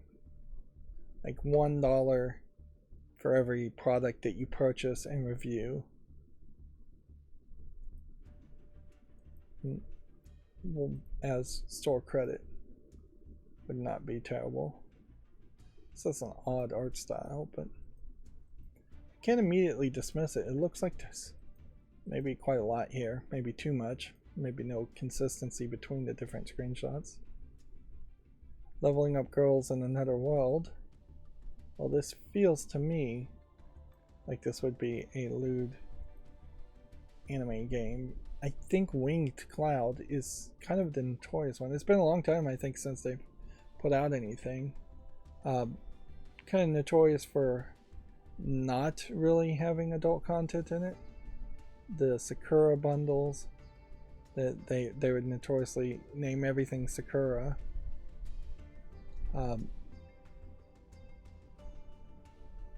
Tiles matching.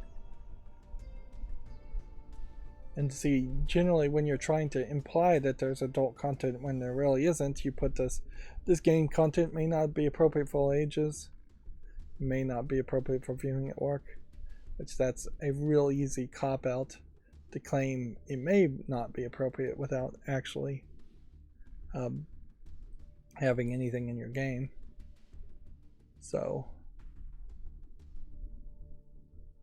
Secure Succubus 7 here has 20 reviews, and it was released on March 6th.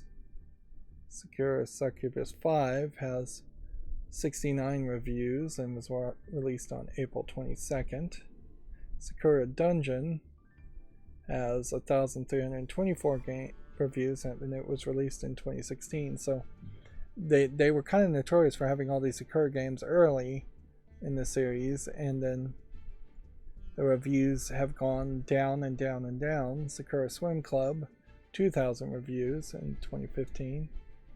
Sakura Spirit, 2014, 5,000 reviews. And so generally I've been ignoring all these Sakura games just because they all seem to do about the same thing. This one, Sakura MMO, I'm gonna actually just see if I can remove it from the wish list here. Click that, and then Sakura Succubus 3. I think inherently also the Sakura series may have started as having actual adult content in them, and then they slowly, either because of censorship on Steam or because of their own desires, censored the games and implied that there was a lot of adult content when it really isn't. Like Sakura Dungeon, Sakura Santa. This one was played by Game Grumps and was rated very positively. It's not like these games are terrible. Sakura Clicker was a clicker game that I did highlight, and I basically given up on that idea of doing one-shot highlights of games. And one thing I said in looking at multiple clickers, this one would probably be the most interesting of the games. You can see that too. As a free-to-play game, it's rated very positively with 14,000 reviews. But in reality, I played this for maybe 6 months at most and then lost interest in it. And the only clicker game I actually played for any long amount of time was Time Clickers, because Time Clickers was almost 100% automated and played itself. And so I just would leave it running in the background on my computer for no reason.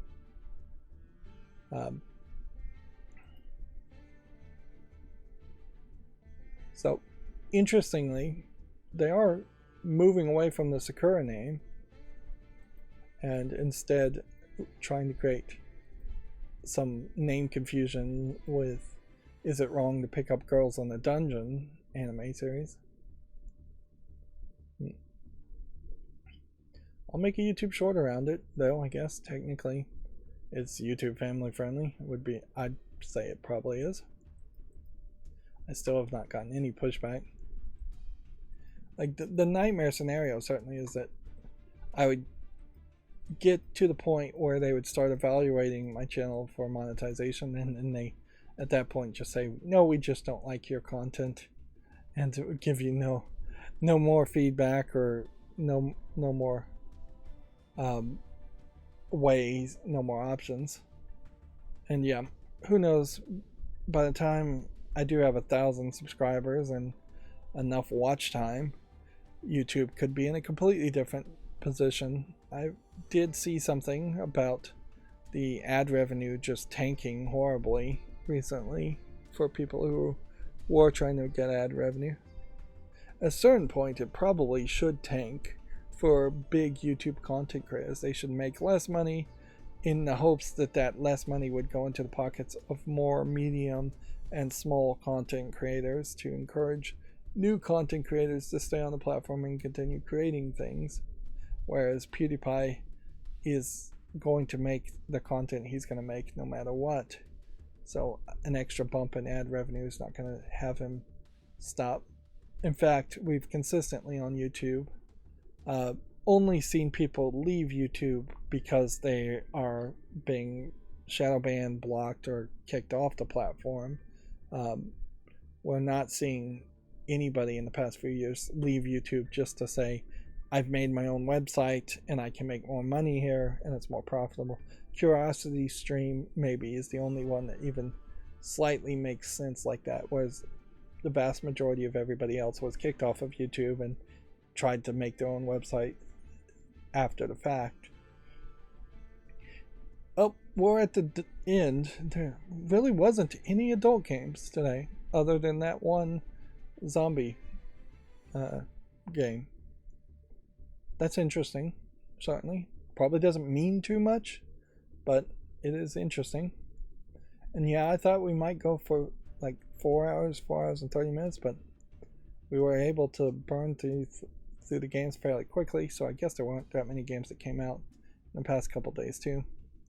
Anyways, that's going to be it for this recording. As always, I ask you to like, share, subscribe, comment, and watch every second of my videos.